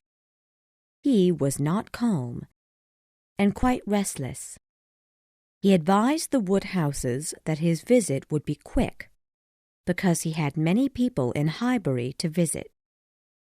This was the only visit from Frank Churchill for the next 10 days. He had attempted to come again, but each time his aunt was too ill to let him leave her. Mrs. Churchill's behavior upset Mr. Weston, of course, but he did not say anything on the subject. Soon, Mrs. Churchill decided that she no longer wanted to stay in London, so the family moved to Richmond, a quiet city closer to Highbury. Mr. Weston was delighted. After the Churchills moved to Richmond, Frank Churchill came to Highbury more often. Emma, the Westons, and Frank Churchill began to plan the next dance, which they talked about during Frank's last stay. Chapter 38. On the day of the dance, Frank Churchill arrived at the Westons just before dinner. This was the second time he and Emma had met since the Churchills had come to London, then Richmond. Frank was standing by her at the beginning of the dance, but looked uneasy. He often glanced at the door, waiting for others to arrive. Soon, Jane Fairfax and her aunt arrived. Frank immediately went outside to greet them. "A very fine young man indeed, Mr. Weston. You should believe me. I never compliment someone if I do not truly believe what I say," Mrs. Elton remarked about young Frank Churchill. Mrs. Bates and Jane Fairfax arrived, escorted in by Mr. Weston and his son.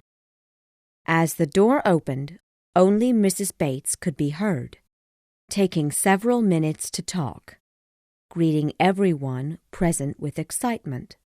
After Frank Churchill returned, he began talking lively. Finally, Emma had an opportunity to speak with him again. "How do you like Mrs. Elton?" she asked in a whisper. "Not at all," he replied. Emma was content that he shared her low opinion of the woman. Frank soon changed the subject. "Where is my father? When are we to begin dancing?" he said, before he walked off to find his father. Emma could not understand his strange behavior.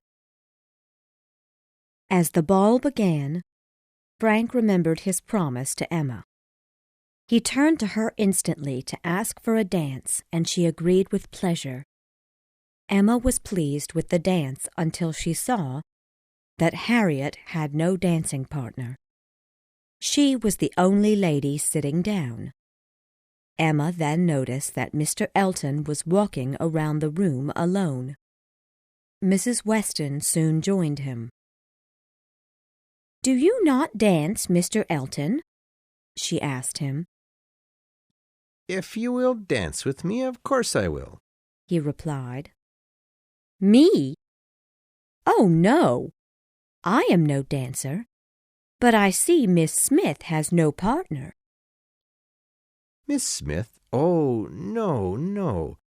I am married now. I no longer dance. Please excuse me," he told her, before walking off. Emma noticed him look to his wife, smiling, and she smiled back, both delighted for the chance to hurt poor Harriet. Mrs. Weston said no more. Emma was shocked and immediately went to sit with her friend. As she walked, however, Emma saw Mr. George Knightley leading Harriet to dance. Emma was surprised and pleased, thankful to Mr. Knightley for saving Harriet from embarrassment. Emma soon heard Mrs. Elton speaking loudly. "Knightley has taken pity on poor little Miss Smith. Very good of him." After the dancing, Emma went to speak with Mr. Knightley, smiling. "The Eltons wanted to hurt more than just Harriet. You know, Emma. Why are the Eltons your enemies?" He immediately asked her with a smile. Emma gave no response. "Tell me, then, you did want Mr. Elton to marry Harriet." "I did," replied Emma. "And now the Eltons cannot forgive me. I realize now, however, that Mr. Elton is not the good person I thought he was. I was sure he was in love with Harriet." "Harriet Smith has wonderful qualities which Mrs. Elton is without. While I danced with Harriet, I realized she is more interesting than I had thought." Emma was extremely grateful. Chapter 39. Emma was delighted that Mr. Knightley shared her opinion about the Eltons. Later in the evening, she spoke with Harriet. Emma realized that Harriet could see Mr. Elton's true character, and she was no longer in love with him. Late in the night, Harriet and Frank Churchill arrived at the Woodhouses arm in arm. Harriet looked frightened, and he was trying to calm her. Emma was soon told the story of Harriet's awful walk home from the dance. The night of the dance, Harriet and a friend were walking home. It was rather dark and difficult to see the road. A child came to them, begging for money. Harriet's friend was frightened and ran off. Harriet ran after her, but could not follow. Immediately, 6 other children surrounded poor Harriet, asking for money. They then attacked her, grabbing for her purse of money. Soon Frank Churchill came by. She was terrified and crying. He thought Emma could calm her down, so he brought her to the Woodhouses.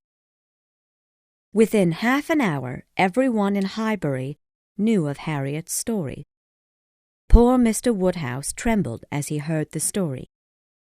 It comforted him, however, that the next day people were coming to the house to inquire about him, Miss Woodhouse, and Miss Smith. His neighbors knew that he loved visitors. Chapter 40. A few days after Harriet's adventure, she came one morning to Emma with a small package in her hand. She sat down, hesitated, and then began to speak. "Miss Woodhouse, I have something I would like to tell you." Emma was surprised and eager to listen.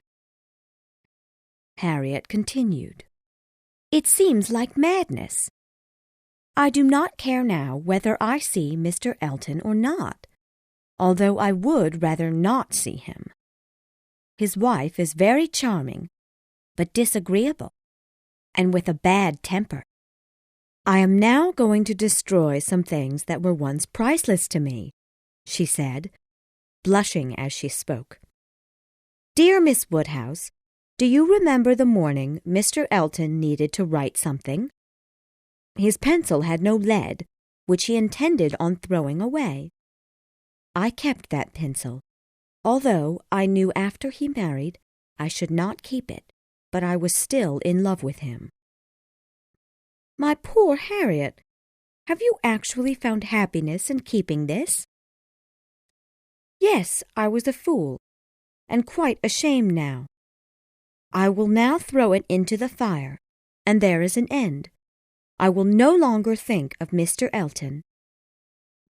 "And when," thought Emma, "will there be a beginning with Mr. Churchill?" Emma believed, however, that Mr. Churchill's saving Harriet on the road was the beginning. There was silence for some time. Then Emma advised her friend on what sort of man to marry. But Harriet was upset and did not want to listen. "I shall never marry," Harriet told her sadly. After a few moments of silence, Emma replied with, "Do not let Mr. Elton's cruel behavior make you feel bad. You are a better person than him in many ways." Then Emma realized Harriet was no longer thinking of Mr. Elton. She was thinking of a man far better than Mr. Elton, a man who had recently saved her. "I am not at all surprised at you, Harriet. This man, whose name I shall not say, touched your heart when he helped you. He is of the highest class in society and quite wealthy, so he is your superior in that way. But a relationship with him is not impossible. Let his behavior guide your emotions." Harriet was grateful for Emma's kind advice and gently kissed her hand to show her thanks. Chapter 41. Since Mrs. Elton had first arrived in Highbury, she spoke often of her wealthy relatives, the Sucklings. She proclaimed that in June she and her new husband would have a grand party, inviting the Sucklings and many from Highbury. She declared that Highbury would be pleasantly amazed with her grand party, and spoke of it often. Meanwhile, the Campbells decided to stay till August in Ireland, so Jane Fairfax would stay longer with the Bates. Mr. George Knightley had never liked Frank Churchill, and was only growing to dislike him more. He began to suspect him of cheating Emma. It was known to all that Mr. Churchill was interested in Emma, although Mr. Knightley saw him often staring at Jane Fairfax, and Mr. Knightley believed there was a secret between Frank Churchill and Jane Fairfax. One evening the Westons, Frank Churchill, Mr. George Knightley, Miss Bates, and Jane Fairfax were invited to the Woodhouses for dinner. As the party was entering the house, they saw Mr. Parry ride by on horseback. Frank Churchill then turned to Mrs. Weston. "Did Mr. Parry ever obtain a carriage?" Mrs. Weston looked quite surprised and said, "I did not know he planned to buy one." "You wrote me about the matter 3 months ago." "Me? Impossible! I never heard of it till this moment." "My mistake. Perhaps I dreamt it," Frank said. After some time, Miss Bates began to speak. "How strange that Mr. Churchill had such a dream, because Mrs. Parry did mention to my mother and the Coles. Mrs. Parry was very anxious to have a carriage. Jane, don't you remember Grandmamma told us of it? Yes, one evening when we returned home from the Westons. Mrs. Parry had mentioned it, but it was to remain a secret. Surprising dream, indeed." They had a quiet, pleasant dinner. After some time, Mr. Churchill asked, "Miss Woodhouse, have your nephews taken their alphabet game, their box of letters? I want to play a game with you." Emma was pleased with the thought. The table was quickly covered with letters. The two were quickly forming words for each other to guess. Mr. Woodhouse was particularly content with the game, as there was little talking while they played. Frank Churchill placed a word before Miss Fairfax. Mr. Knightley was sitting near Emma, Jane, and Frank Churchill, and could see the letters of all three. He would attempt to see as much as he could during the game, as he did not trust young Mr. Churchill. Frank placed a word before Miss Fairfax. She smiled quietly to herself. Mr. Knightley saw the word was blunder. He immediately connected the word with Mr. Churchill's supposed dream, but he could not understand the entire connection between the two. Mr. Churchill then placed a word in front of Emma. She was entertained by the word.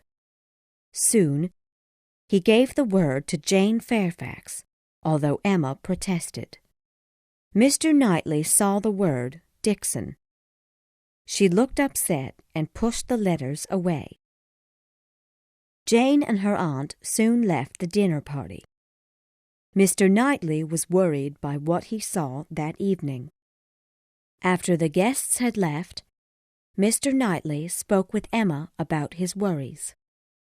Emma was extremely confused. She could not tell him the real reason for Jane's anger. "Oh," she cried in embarrassment, "it was all a joke among us." "The joke," he replied, "was between you and Mr. Churchill." Miss Fairfax did not look amused. She did not speak again, so he spoke. "My dear Emma, perhaps you do not understand how close Mr. Churchill and Miss Fairfax are. It is possible that at one time he admired her, or she admired him." "Never, never," she cried. Their conversation soon ended, but Mr. Knightley was still upset. Chapter 42. Soon enough, Mrs. Elton announced with disappointment that her dear relatives, Mr. and Mrs. Suckling, of such high class and wealth, would not come to Highbury till the autumn. She often spoke of a wonderful vacation spot she and the Sucklings went to, called Box Hill. She then decided that until the Sucklings could come to Highbury, the Highbury high class should experience her delightful Box Hill. She became anxious about choosing a date for the party to go. "Knightley," she cried one day, "what are we to do? The summer will be over before we ever get to Box Hill." "You should come to my home then. Come and eat my strawberries," he suggested. She was delighted. "I should love to come." Mr. Knightley's gardens were famous for their strawberries. She continued, "Decide what day and I will come." "First, I must speak to some others about what day to choose." "Oh, it is my party. I will bring my friends along. I will invite your guests. It is my party." "No," he calmly replied. "there is only one married woman who can invite guests to my home." She interrupted. "Mrs. Weston?" "No, Mrs. Isabella Knightley." "You are strange." "Well, I shall bring Jane with me," she declared. "I shall invite Jane and her aunt myself," he said firmly. The day came, and all the guests but one arrived. Frank Churchill was still with his aunt, although his father and Mrs. Weston were impatient for his arrival. Emma noticed Mrs. Elton seated next to Jane Fairfax. Mrs. Elton had received news that morning of a family willing to employ Jane Fairfax. She had known the family quite well. They were of the highest class.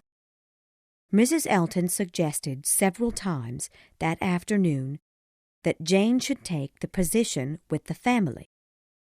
Jane politely declined the offer many times. Some time later, Emma walked into the house and noticed Jane Fairfax coming in quickly, looking worried.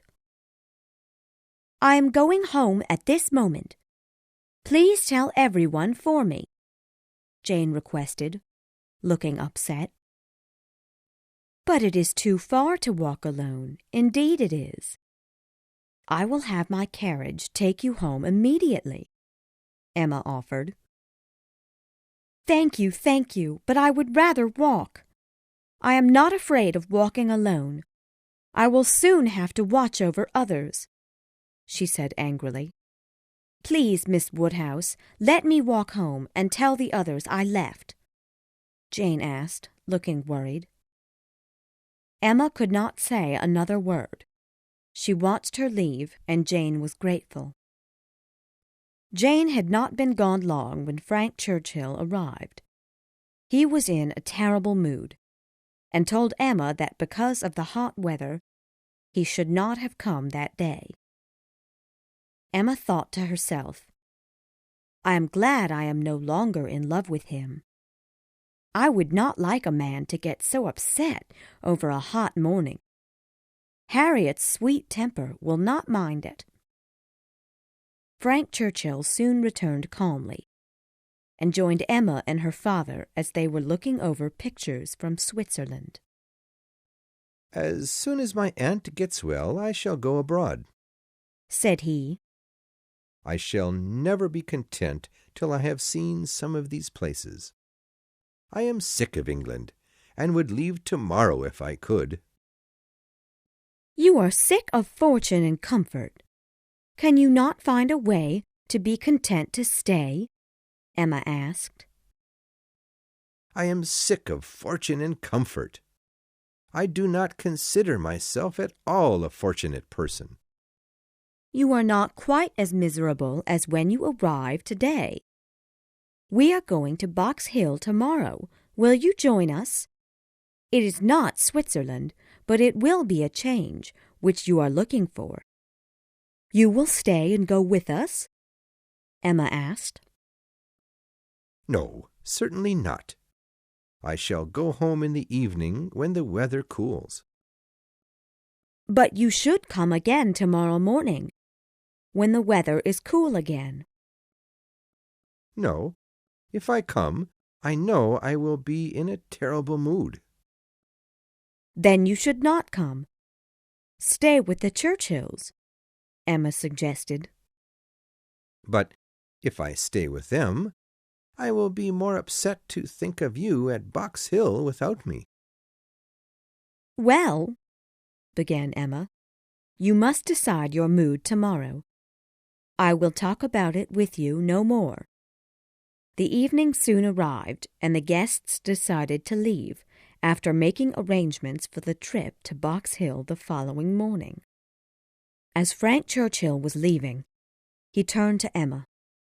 Well, if you wish me to stay in Highbury and go to Box Hill tomorrow, then I will. She smiled and knew he would join them the next day. Chapter 43. The next morning was filled with excitement for the adventure to Box Hill. Everyone admired the surroundings when they first arrived. But later in the day they separated into parties. The Eltons walked together, Mr. Knightley with Miss Bates and Jane, and Emma and Harriet with Frank Churchill. Mr. Weston, however, tried to bring the party together again, although all his attempts failed. During the dinner, Frank Churchill paid close attention to Emma, amusing her and flattering her. Emma, however, laughed because she was disappointed, although she did like Mr. Churchill. She thought he should pay closer attention to her friend, Harriet, not herself. Emma, thank you for telling me to come today. If you had not encouraged me to come, I would not be experiencing the happiness of this party. Yesterday, I had no plans of joining you today, but I am grateful to you for insisting that I come. Frank told her. After a short pause, he continued. I have noticed our companions are silent. We must make them talk. They shall talk. Ladies and gentlemen, Miss Woodhouse has just told me that she desires to know what you are all thinking of, announced Mr. Churchill. Some laughed and answered with humor. Miss Bates said quite a bit, as usual. Mrs. Elton was upset that Miss Woodhouse was receiving attention, while she was not, and Mr. George Knightley's response was the most direct. "Is Miss Woodhouse sure that she would like to hear what we are all thinking of?" he asked. "Oh, no, no," cried Emma, laughing. "But there are one or two, perhaps," glancing at Mr. Weston and Harriet, "whose thoughts I would like to hear." "Well," cried Mrs. Elton, "I should give my opinion. I am the leader of this party to Box Hill. I organized the outing, so perhaps I should speak." She continued for some time, although her husband was the only listener. Soon enough, Frank Churchill interrupted. "Ladies and gentlemen, Miss Woodhouse has declared that each one of you must entertain our party with a poem or a riddle." "Very well," exclaimed Miss Bates. "3 things very dull indeed. I say 3 things dull whenever I open my mouth." She smiled.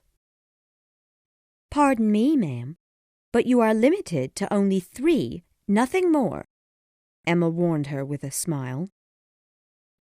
Miss Bates understood the meaning soon after and looked embarrassed. Mr. Weston soon had a riddle for Emma. "What 2 letters of the alphabet go perfectly well together?" He paused. "Ah, you will never guess. I will tell you. M and A. Emma, do you understand?" Emma Woodhouse and Frank Churchill. Emma quickly understood and was quite amused, as were Frank and Harriet. Mr. Knightley seemed to understand the riddle, but did not look amused. The rest of the party, however, did not understand the riddle. "I understand now what clever things Miss Woodhouse wanted to hear. And Mr. Weston's riddle was outstanding, but perfection should not come so quickly," he said seriously. Mrs. Elton soon began to speak. "I really cannot attempt a riddle. I am not fond of them. I do not pretend to be clever. I have several other excellent qualities, but I know when to speak and when not to. Please, Mr. E., Knightley, Jane, and myself, we have nothing clever to say, not one of us," she said firmly. "Yes, yes.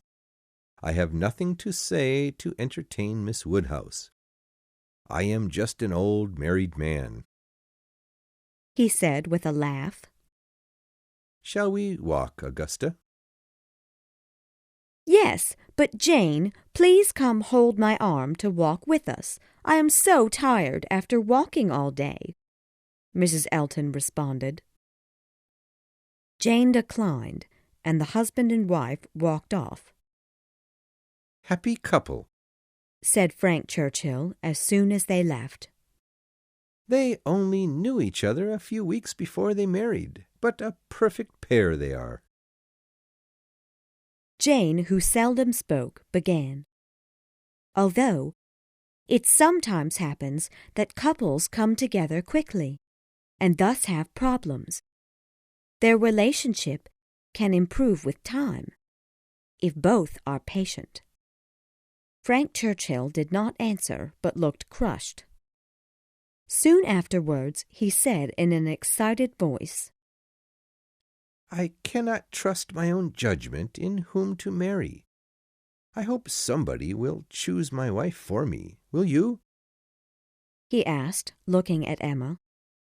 "Find somebody for me. I am in no hurry." "And make her like myself," Emma responded. "Of course." "Very well. You shall have a charming wife," Emma declared. "She must be lively, with hazel eyes. I ask for nothing else." Emma was delighted. Aside from the hazel eyes, Harriet could be the charming wife Frank Churchill requested. Jane then turned to her aunt. "Shall we join Mrs. Elton now?" "I am quite ready for a walk." I was ready to walk with her before when she requested, but now is a good time to go as well. They walked off and were soon followed by Mr. Knightley. Mr. Weston, his son, Emma, and Harriet only remained sitting. Frank Churchill continued to speak, and Emma soon wished she had gone quietly walking with the others, instead of listening to Frank Churchill's many compliments to her. She was grateful to see the carriages arrive to take the party back to Highbury. Of course, Mrs. Elton insisted that her carriage arrive first. Emma was content during the quiet drive home, without the company of such a strange group of people. While waiting for the carriage, Mr. Knightley soon came to her. He looked around and then quietly said, "Emma, I must speak to you about your behavior today." He paused.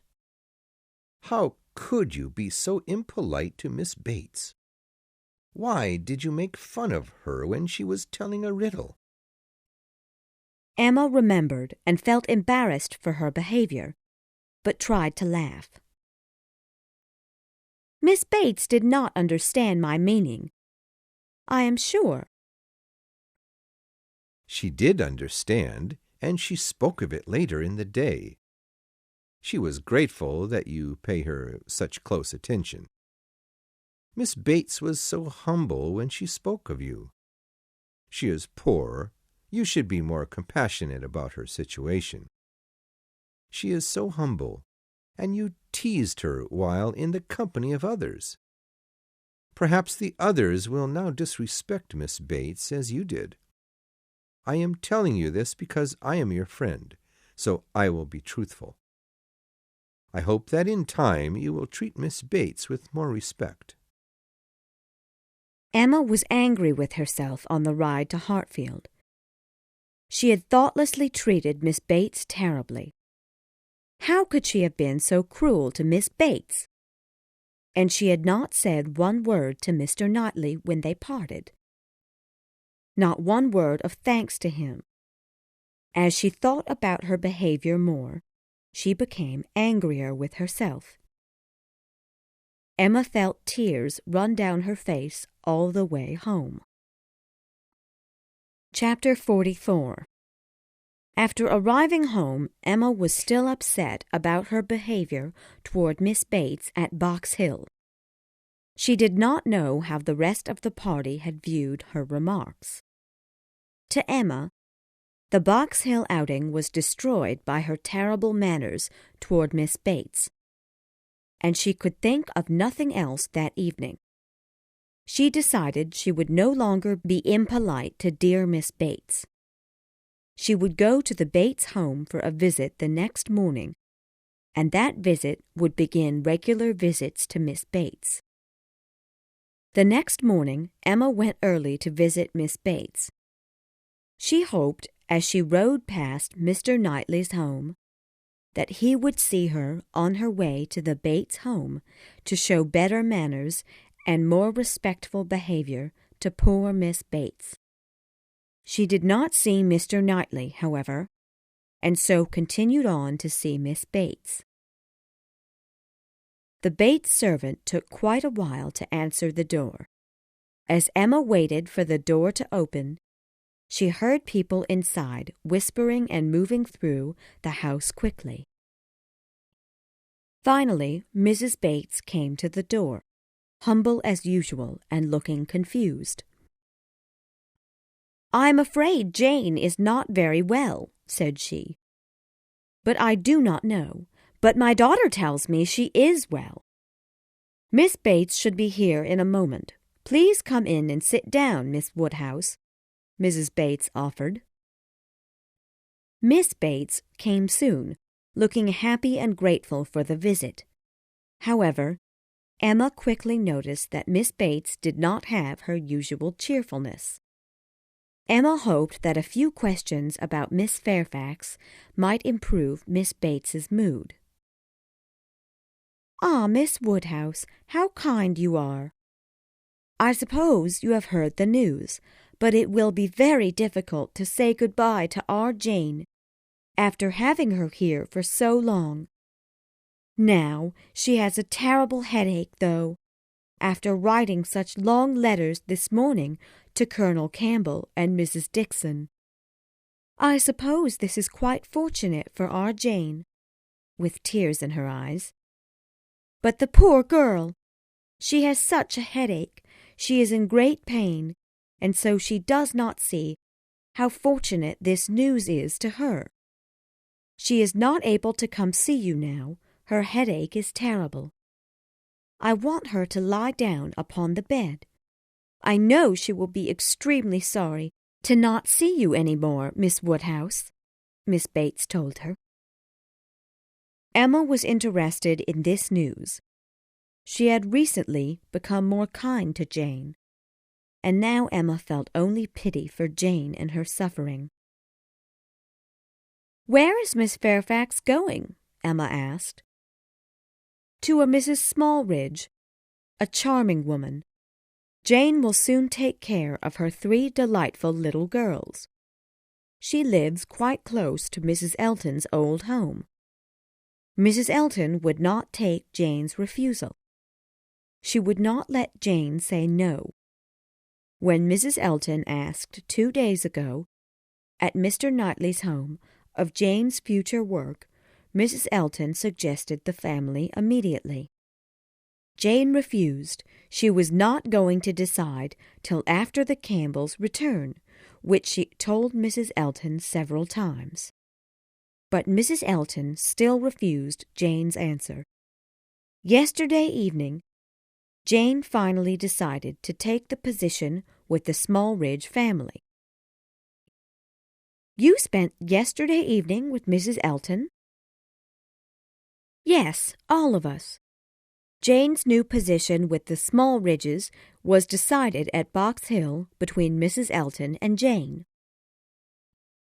"Miss Fairfax had been making her decision all day, then?" Emma asked. "Yes, I suppose she did.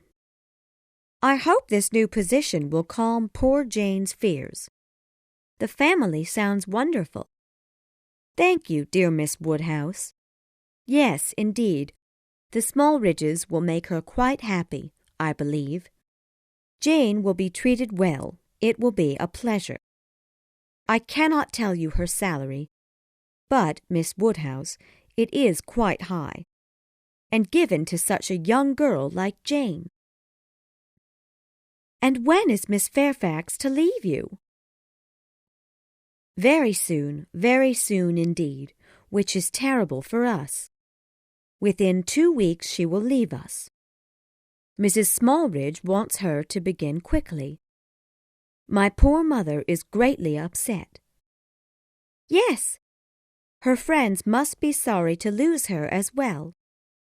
Colonel and Mrs. Campbell will be quite sorry to find out she has found employment before their return." "Yes, Jane says she is sure they will, but she believes she must take this position.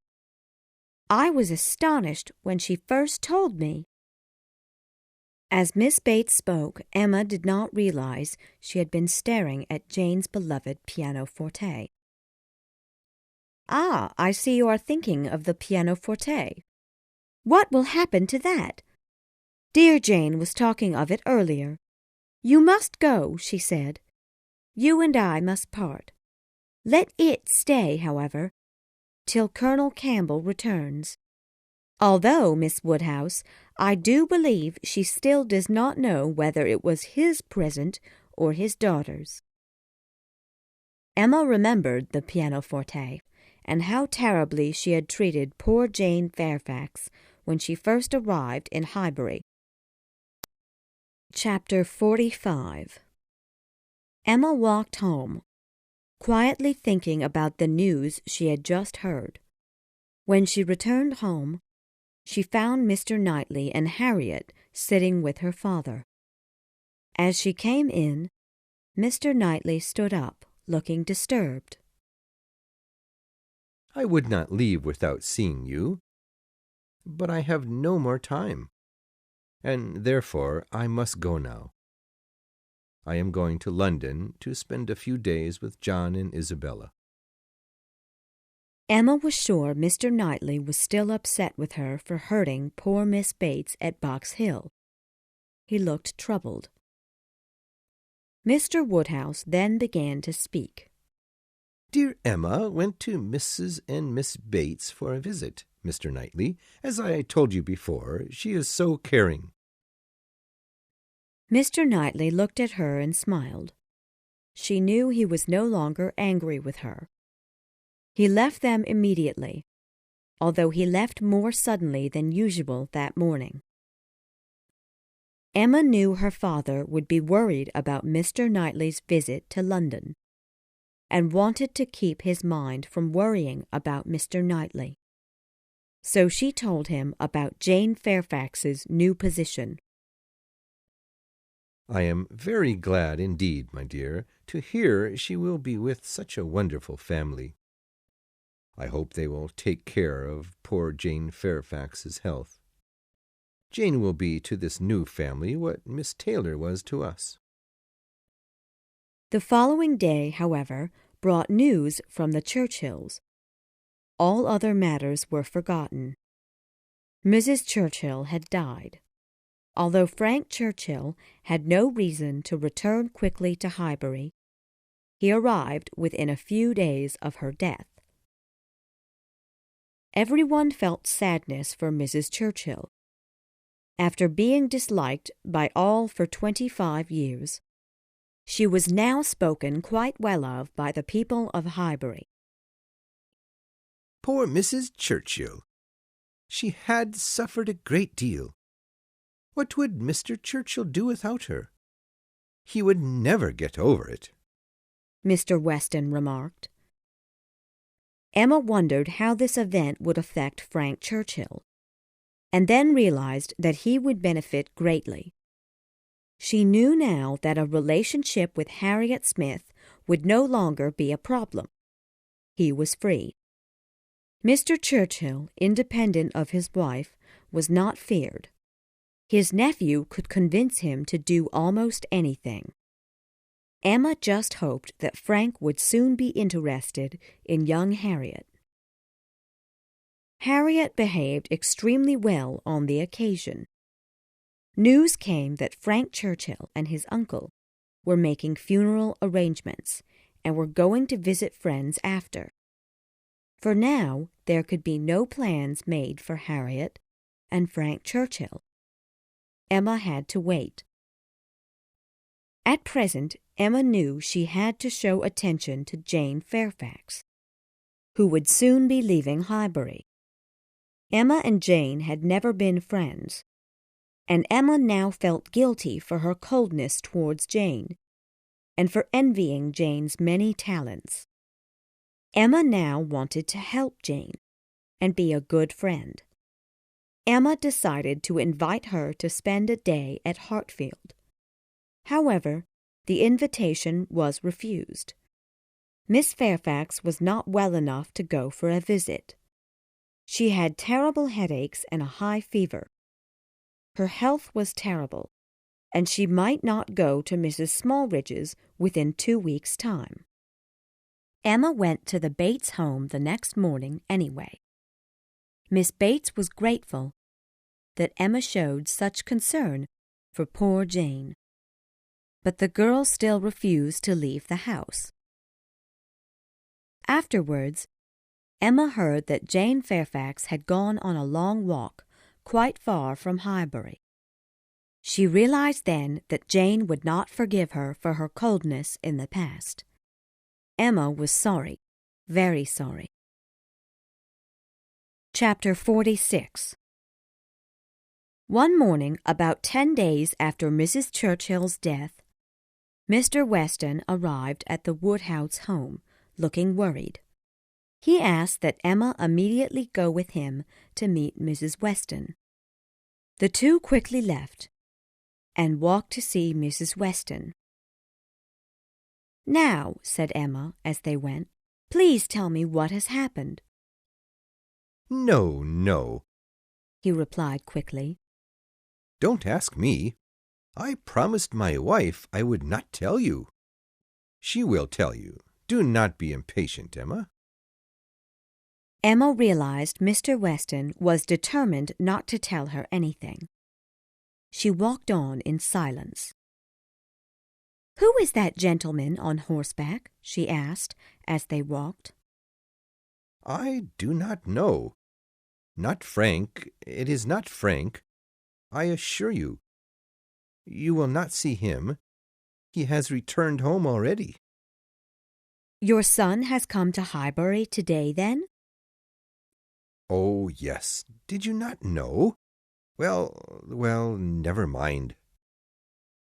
For a moment he was silent and then added, "Yes, Frank came over this morning just to ask us how we were." They soon arrived. Mrs. Weston looked ill. Emma eagerly asked, "What is it, my dear friend? Please tell me what has happened." "You still do not know?" asked Mrs. Weston worriedly. "My dear Emma, cannot you guess?" "I know this relates to Mr. Frank Churchill, but that is all I know." "You are right. He came to speak to his father about a woman this morning." Mrs. Weston paused.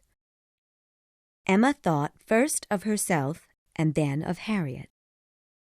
"He is engaged, Emma. Frank Churchill and Miss Fairfax are engaged, and have long been engaged." Emma jumped with surprise and exclaimed, "Jane Fairfax! You are not serious?" "It is so. They have been engaged since October, while the two were in Weymouth, and kept it a secret from everybody. I can hardly believe it."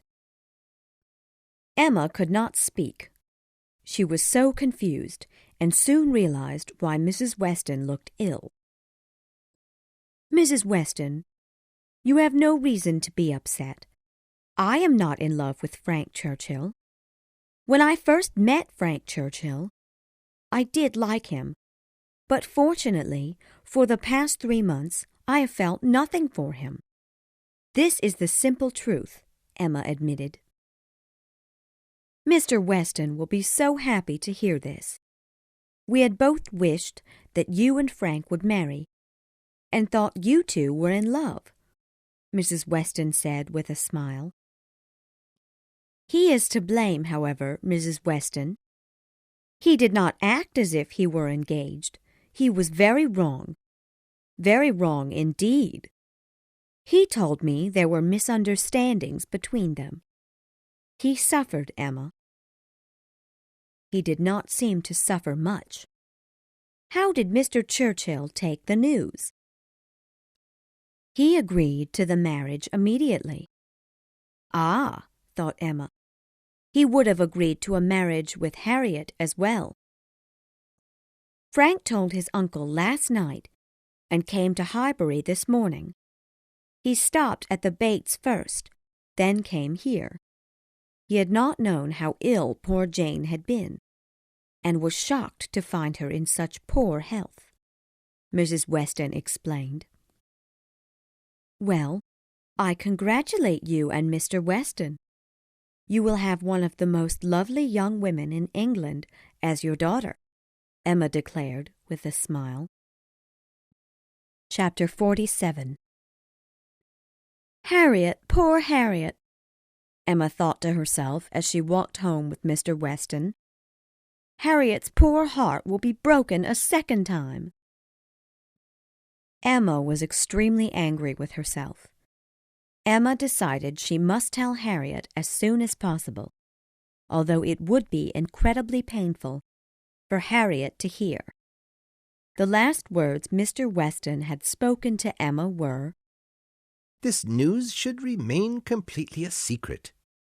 Mr. Churchill has requested it remain a secret to show respect to his wife, who he has just lost." Emma promised she would keep the secret, but Harriet should still know. It was Emma's duty to tell Harriet. "Well, Miss Woodhouse," cried Harriet, eagerly coming into the room, "what strange news this is about Jane Fairfax. Mr. Weston has just told me himself. I just saw him. He told me it was to be a great secret, but he said you already knew." "What did Mr. Weston tell you?" asked Emma, confused. "Oh, he told me all about it, that Jane Fairfax and Mr. Frank Churchill are to be married, and that they have been secretly engaged for a long while. How very strange!" It was, indeed, very strange. Harriet's behavior was so extremely strange that Emma did not know how to understand it. Harriet showed no disappointment about the news. "You should know that if I did know, I would not have convinced you to fall in love with him." "Me?" cried Harriet. "You think I care about Mr. Frank Churchill?" "Harriet," cried Emma after a pause, "what do you mean? Am I to—" After some silence, Harriet began to speak. "I did not think you could misunderstand me. I know we agreed not to say his name, but I thought you understood whom I was speaking of. I was surprised that you approved of my falling in love with him. You have always known him so well." "Harriet," cried Emma, "let us understand each other now. Are you speaking of Mr. Knightley?" "Yes, I am. I thought you completely understood I was speaking of him. He saved me from embarrassment at the dance, after Mr. Elton refused to dance with me. He was such a gentleman." "This has been a terrible mistake," Emma cried. "What is to be done?" "Miss Woodhouse, you told me that although he is my superior in wealth, a relationship with him is not impossible." Emma turned around in horror. "Do you know that Mr. Knightley is interested in you?" "Yes," replied Harriet, modestly, but without fear. "I must say that I do." Emma could not look at Harriet. She sat in silence for a few moments. Why was it so much worse that Harriet should be in love with Mr. Knightley than with Frank Churchill? Emma soon realized that Mr. Knightley must marry no one but herself. After a short time, Harriet began to explain. Harriet knew there was a difference in Mr. Knightley's behavior between the first Highbury dance at the Coles and the second dance, where he saved her from complete embarrassment. Emma knew that he thought much better of Harriet at the second dance. Since the last dance, Harriet had noticed that Mr. Knightley spoke to her more often, with a kind and sweet manner.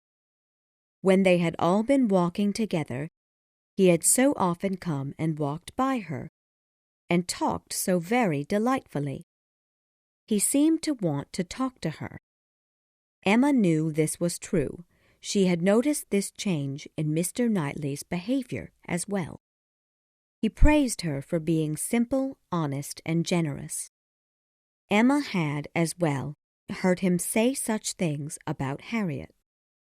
There were two particular events that Harriet thought to be signs of Mr. Knightley's interest in her. The first was his walking with her alone, while at his home one afternoon, the day before the Box Hill adventure. The way he talked to her was quite different than he had in the past. He was very interested in finding out who she was interested in, as if to tell her he was interested in her. The second event Harriet spoke of with excitement was his having sat with her for half an hour before Emma came back from the Bates home before he left for London. When he first arrived, however, he said he could only stay 5 minutes. During their conversation, he told Harriet he was upset he had to leave for London. He much preferred to stay in Highbury. When Harriet finished, she turned to Miss Woodhouse eagerly to ask for her opinion on the matter. "You told me to let his behavior guide my emotions. So I have. Now I feel that he is interested in me, and that if he does choose me, it will be wonderful," Harriet exclaimed. Soon after, Harriet returned home. Emma was upset and confused the rest of the day. Emma could not understand how she had betrayed herself. She sat still, she walked, she went outside, she went to her room, but nothing could satisfy her mind and her heart. She had been so foolish. She thought she knew the secret of everyone's feelings, but she realized she knew nothing, not even her own feelings. She had brought heartache to Harriet, and to herself. If Harriet and Mr. Knightley were to marry, Emma knew she was the cause. If Emma had not befriended Harriet, she and Mr. Knightley would never have met. Mr. Knightley and Harriet Smith, quite an unusual pair. The announcement of Frank Churchill and Jane Fairfax was no surprise compared with Mr. Knightley and Harriet Smith. He was so superior to Harriet in wealth, in character, in everything. Could it be? No, it was impossible.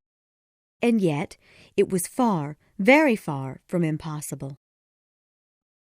Oh, why did she convince Harriet not to marry Mr. Martin? Had she told Harriet she should marry Mr. Martin, who would have made her happy and respectable in that class of society, all would be fine. None of this terrible story would have happened. Chapter 48. Emma had not realized how important Mr. Knightley was in her life. Emma knew that she had, for many years, been the most important female to Mr. Knightley, although she did not deserve it. She would fight with him and often treated him very badly. Nonetheless, he loved her and watched over her from when she was young.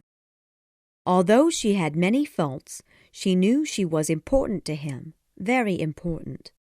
Harriet Smith could not think that Mr. Knightley loved only her. She could not, but there was a chance that he could fall in love with Harriet. If Emma could be sure that Mr. Knightley would never marry, she would be satisfied. Until his return, Emma decided she would not see Harriet. Therefore, she kindly wrote to Harriet to ask that she not come visit Emma to avoid discussion of Mr. Knightley. Harriet approved and was grateful. Soon after she sent the letter to Harriet, Emma had a visitor, Mrs. Weston, who had just visited Jane Fairfax. The Westons at first felt uneasy about the visit, but Jane's anxiety was quite obvious. She could hardly speak. When Mrs. Weston suggested a walk, Jane politely declined, but Mrs. Weston again suggested a walk, and Jane finally agreed. Mrs. Weston encouraged Jane to speak during their walk, and soon Jane overcame her embarrassment. She was grateful to Mr. and Mrs. Weston for their patient kindness. Dear Jane Fairfax suffered during the secret engagement for so many months, Mrs. Weston explained to Emma. She told me she had not had a calm moment since the engagement. I am afraid, returned Emma, that I must have often made her suffer. Oh, Mrs. Weston, I caused her such pain. Oh, my love, she understands that you did not know. She spoke of you and your kindness towards her when she was ill. She wants me to thank you for all your care. Mrs. Weston's news about Miss Fairfax only upset Emma. She felt guilty for her previous behavior towards Jane Fairfax. Seeing Emma and Frank Churchill together so often must have hurt poor Jane Fairfax greatly. Emma realized that she could not have befriended Jane Fairfax. They never could have been all three together, without causing Jane terrible pain, and on Box Hill poor Jane must have been in misery. That evening Emma was quite upset with herself, and the cold, stormy rain only worsened her mood. Mr. Woodhouse was uneasy with the terrible weather, and needed Emma to stay with him to be content. Emma thought of their first evening without Mrs. Weston, the night of dear Mrs. Weston's wedding. Emma and her father had tea together, but then Mr. Knightley walked in. This memory disturbed Emma. She knew that if Harriet and Mr. Knightley were to marry, he would no longer come for such visits. Emma would soon have no one to come for visitors. Mrs. Weston would soon have a child, which would keep her busy. Frank Churchill would certainly not come to visit. He and Miss Fairfax would move away after the wedding. Mr. Knightley would no longer come to visit in the evening. Chapter 49. The next morning she saw Mr. Knightley pass by the window and come towards her. She had not known he had returned from London, but she had just now been thinking of him. In half a minute they were together, and greeted each other nervously. Mr. Knightley told her he had come to go on a walk with her. She thought he looked upset. Emma feared that he had told his brother of his plans for Harriet, and was upset with the response. They walked together. He was silent. She thought he was often looking at her. Perhaps he wanted to speak to her about Harriet. With a forced smile, she began to speak. "There has been some news in Highbury that will surprise you." If you mean Miss Fairfax and Frank Churchill, I have heard that already.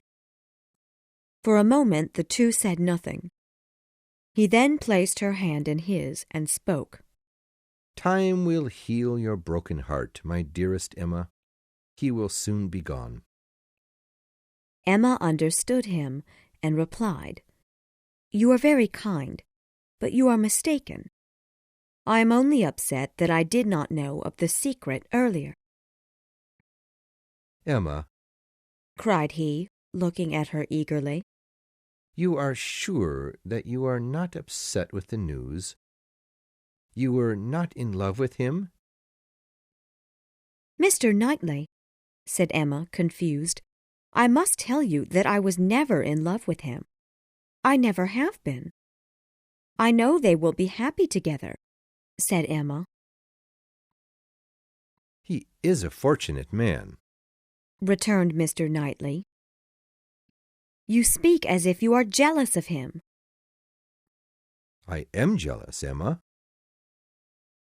Emma could say no more. She knew he would soon begin to speak of Harriet. She was about to speak of another subject when Mr. Knightley began. You do not ask me why I am jealous of Mr. Churchill. Are you not curious? Emma, I must tell you why. But perhaps you will not want to hear it. "Oh, then don't speak it," she eagerly cried. "Take a little time." Thank you, said he, sadly, and was silent. Emma could not bear to see him in pain. He wanted her advice. She must listen. They arrived back home at that moment. You are going in, I suppose? He asked. No, replied Emma. I stopped you from speaking, Mr. Knightley, and gave you pain. Please speak to me as a friend, or ask my opinion of anything as a friend. Indeed, I will hear whatever you like. As a friend, repeated Mr. Knightley. Emma, that is not what I wish to be. He paused nervously. My dearest Emma, said he, you will always be the dearest to me. Most beloved Emma, tell me, are you my most beloved? She could really say nothing. You are silent? He cried. I will ask no more. After a moment he continued. I cannot make speeches, Emma. If I loved you less, perhaps I could speak more. You hear the truth from me. I have blamed you and lectured you, and you have listened. You understand me. You know my feelings, and will love me too if you can.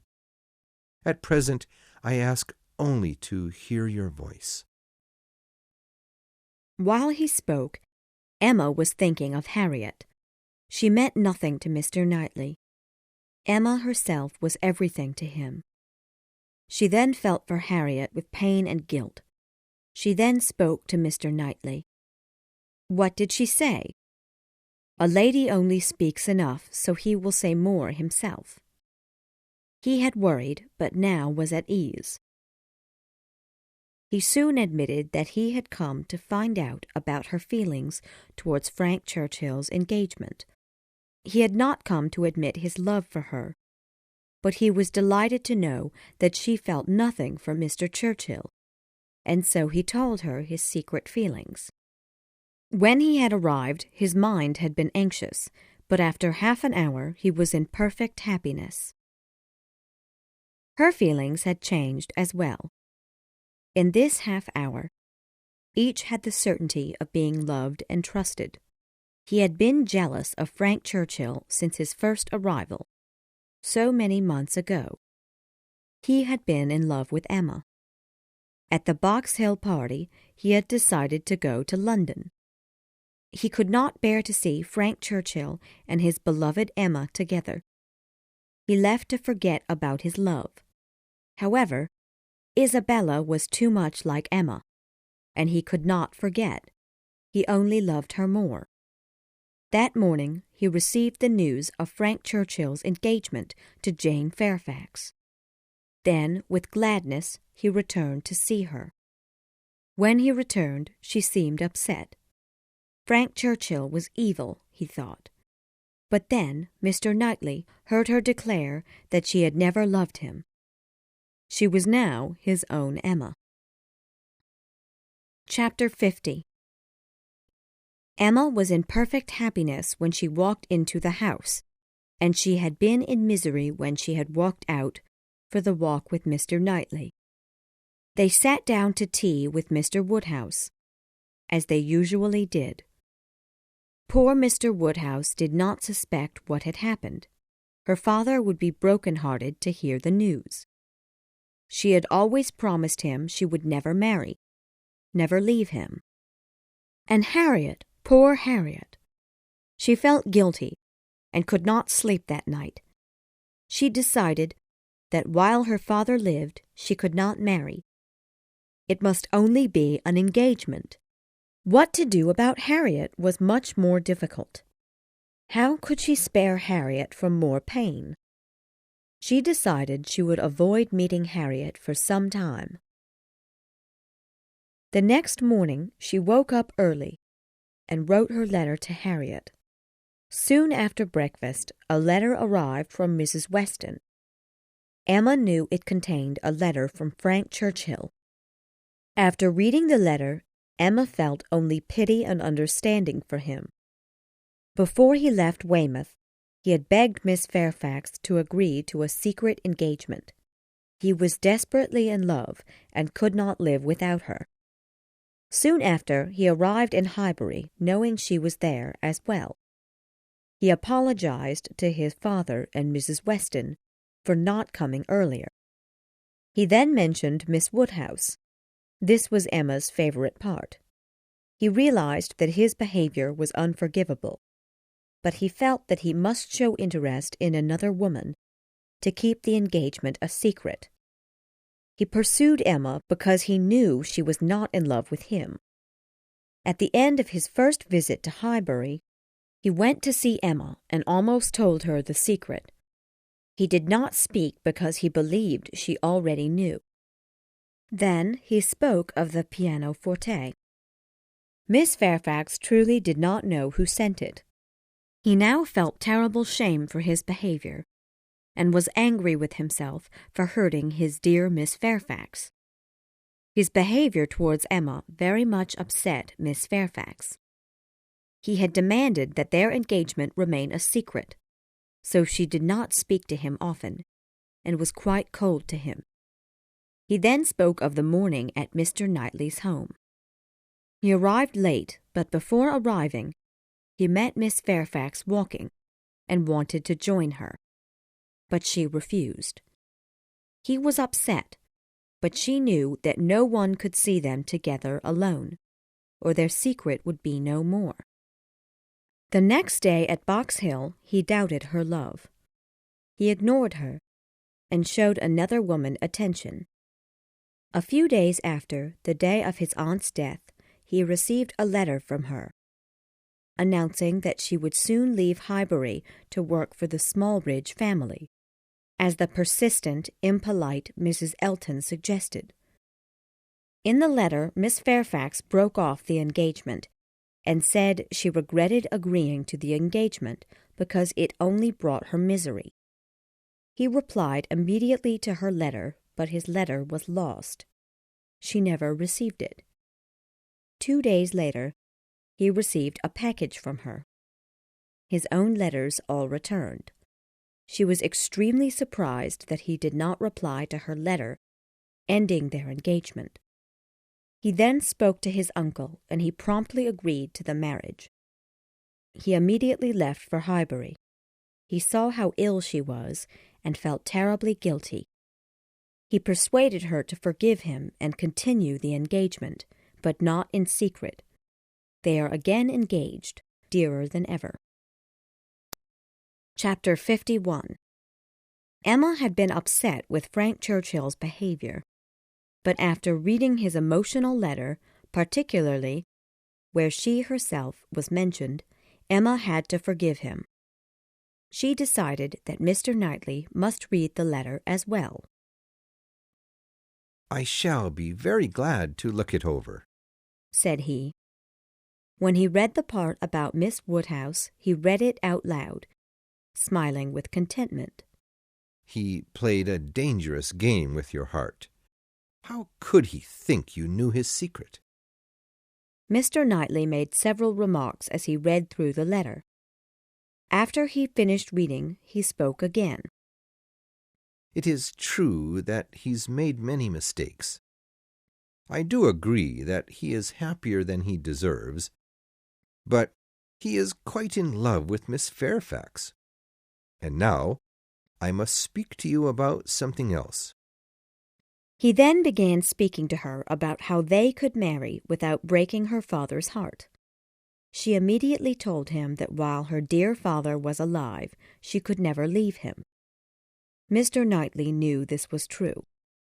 He had been thinking of what to do all day. At first, he thought Mr. Woodhouse would agree to move to his comfortable home, but he realized that Mr. Woodhouse could not bear to leave his home. Mr. Woodhouse could only be content at Hartfield, and so Mr. Knightley decided he could be content at Hartfield as well. Emma had, as well, been thinking of the possibility of moving to Mr. Knightley's home, but realized it was impossible. She had not thought of his suggestion of his moving to Hartfield. She felt that, in leaving his home, he was giving up a great deal, and that with no home of his own, Mr. Woodhouse, with his odd behavior, would greatly upset Mr. Knightley. However, he told her that he had already decided. He had thought about it with calm consideration. She promised to think of it. The more Emma thought of Mr. Knightley's moving to Hartfield, the more pleasing it became. She was almost in perfect happiness until she thought of poor Harriet. In time, Harriet would forget Mr. Knightley, but it would be difficult. Mr. Knightley, always a caring gentleman, would be difficult to forget. Chapter 52. Emma was relieved to find that Harriet, as well, wanted to avoid meeting. In her letter, Harriet did not seem upset with Emma. She was polite and civil, although Emma suspected Harriet somewhat resented her. Harriet had been having tooth problems and had wished to see a dentist. Emma thought Harriet should go for a visit to London to see a dentist and stay with the Knightleys. Isabella was delighted. Harriet was to go for at least 2 weeks. Now Emma could, indeed, enjoy Mr. Knightley's visits in true happiness. She soon decided that she should visit Miss Fairfax. She wished to speak to her. Emma went and was invited in immediately. Jane eagerly greeted her. Emma had never seen her look so well and so beautiful. Emma was pleased. She soon noticed Mrs. Elton sitting with Mrs. Bates. Mrs. Elton came forward to greet Emma, and was quite friendly. Emma soon understood Mrs. Elton's reason for such friendly behavior. Mrs. Elton believed only she knew Miss Fairfax's secret news.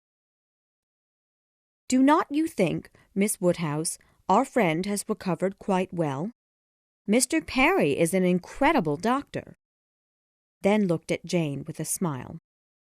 Mrs. Elton made such comments often throughout Emma's visit, often looking at Jane with a secret look of meaning. "I haven't seen you, Miss Woodhouse, since Box Hill." Some members of our group seemed quite upset during the visit. However, we shall all go again very soon. We shall go with the same group as before. Emma felt that she should return home immediately. Mr. Knightley was probably there waiting for her. She was pleased to find Miss Fairfax walk with her out of the room. As they left the room, Emma spoke. "I wanted to speak to you about something, but there were many people in the room, so I did not want to discuss it then." "Oh," cried Jane, "they know about the engagement. Miss Woodhouse, I apologize for my cold behavior. You are very kind." "Say no more. I feel I should apologize to you. Let us forgive each other."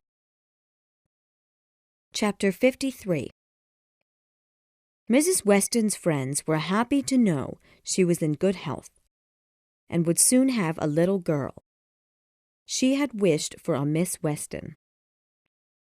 "She will indulge her even more than she did you," Mr. Knightley told Emma. "Poor child," cried Emma. "What will become of her?" "Nothing very bad. She will be disagreeable as a child, and will later become a loving, intelligent woman. My dearest Emma, who was a spoiled child, is now my happiness. I have been in love with you ever since you were 13. "I am sure you did me good." "Mr. Knightley? You always called me Mr. Knightley, so formal. I want you to call me something else, but I do not know what." "I remember once calling you George, but you did not get angry, so I never did it again." "Cannot you call me George now?" "Impossible. I can never call you anything but Mr. Knightley. I will call you by your first name once. Can you guess where? In the building where N takes M for better and for worse. Emma worried about how to tell her father about the engagement. She decided she must announce it soon, and would speak with joyful words. Her father would agree, and she and Mr. Knightley would be married, and Mr. Knightley would soon move to Hartfield, a man Mr. Woodhouse loved dearly. Poor man! At first, Mr. Woodhouse was shocked and tried to persuade her not to marry. He reminded her that she had always assured her father she would never marry. She told her father that she would remain in Hartfield and there would be little change. Mr. Woodhouse was never fond of change, however. After some time, Mr. Woodhouse agreed to the marriage, although he worried about how their lives would change. Chapter 54. A few days later, Mr. Knightley arrived at Hartfield, looking quite upset. I have something to tell you, Emma, some news. Good or bad? She asked quickly. I am afraid, dear Emma, you will not like to hear it. He paused. Harriet Smith marries Robert Martin. Emma was shocked. No, this is impossible. It is so indeed, continued Mr. Knightley. I heard it from Robert Martin himself. Emma could not speak. You do not like it, but in time perhaps your opinion will change. We will not speak of this subject. You mistake me. You quite mistake me, she replied. I am not unhappy, but I cannot believe it. I cannot believe he proposed marriage to her again. And she accepted, then paused. Well, she exclaimed, tell me everything. It is a very simple story. He went to London for business 3 days ago, and I had him send some papers to my brother. He delivered the papers and was asked to have dinner with the family. While at the Knightleys, he spoke to Harriet. She accepted his proposal, and he has never been happier. He stopped. Her silence disturbed him. Emma, my love, he has made your friend Harriet quite happy. Perhaps you will think better of him with time. She could not speak, or he would know how delighted she felt after hearing the news. After a short silence, she spoke. I have been silent from surprise. This has happened so suddenly. Are you quite sure she accepted his offer? Did not you misunderstand him? You were both talking of other things, of business and his trip. Perhaps you did not understand his meaning. Do you think I do not know what a man is talking of? I am quite sure that he told me she had accepted him. I am perfectly satisfied, Emma replied, and wish them happiness. Your opinion has changed since we last discussed this subject. I hope so. I was a fool then. And I am changed also. I now believe Harriet to be a thoughtful, kind young woman, and think Mr. Martin will be quite happy. Their conversation soon ended, and she was alone. She wanted to be alone. Her mind was dancing and singing. She laughed and could not be happier after hearing the news. She had to laugh after Harriet's poor luck with other men. Such a heart, such a Harriet. Now Emma would be excited for her return. Everything would be pleasure in her returning. It would be a great pleasure to know Robert Martin. That evening, she and her father went to the Westons for a visit. Mrs. Weston had been surprised by Emma's news, but thought Mr. Knightley would make a perfect husband for her dearest Emma. Frank Churchill and Jane Fairfax were to join them as well. Emma was extremely glad to see Frank Churchill, although the two were a bit embarrassed to see each other. Soon enough, Frank Churchill turned to Emma to speak. "I have to thank you, Miss Woodhouse, for a very kind, forgiving message in one of Mrs. Weston's letters. I hope you have still forgiven me." "Of course," cried Emma. "I am glad to see you and congratulate you." He thanked her and continued to speak. "Is not she looking well?" said he, turning his head towards Jane. "Better than before." Soon he spoke of the Campbells and the Dixons. Emma was embarrassed when she heard that name. "I feel so ashamed." "The shame," he answered, "is all mine. You had no suspicion of a secret relationship between Jane and Mr. Dixon?" "Never did I have a suspicion." "That is wonderful to hear. Now, I know it would have been better to have told you the secret." "It is not worth a regret," said Emma. "I have hoped that my uncle will visit Highbury soon. He wants to meet Jane. When the Campbells return, we shall meet them in London. Till this morning, we have not met since the secret was known to everyone." After a pause, he began, "I hope Mr. Knightley is well. I was delighted to hear the news of your engagement." Emma was pleased to hear him speak about Mr. Knightley, but he soon began to speak of Jane again.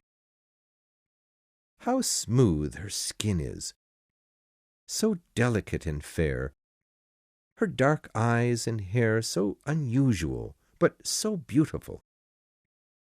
Emma was delighted to see Frank Churchill that evening, and now thought of him as a good friend. Chapter 55. Harriet soon returned from London with the Knightleys. She was at first anxious and embarrassed. After she and Emma spoke for some time, she no longer felt foolish, and was excited to tell Emma the details of Mr. Martin's proposal. She told Emma that she had always been in love with Robert Martin. Soon it became known that Harriet's father was a tradesman, rich enough to afford his daughter a comfortable life. Emma knew Harriet was of high society. Emma had no doubt of Harriet's happiness. Harriet immediately began making wedding arrangements, and much less often visited Hartfield. Within the next 3 months, by the end of September, Emma attended Harriet's wedding. Mr. Elton was present to marry the happy couple.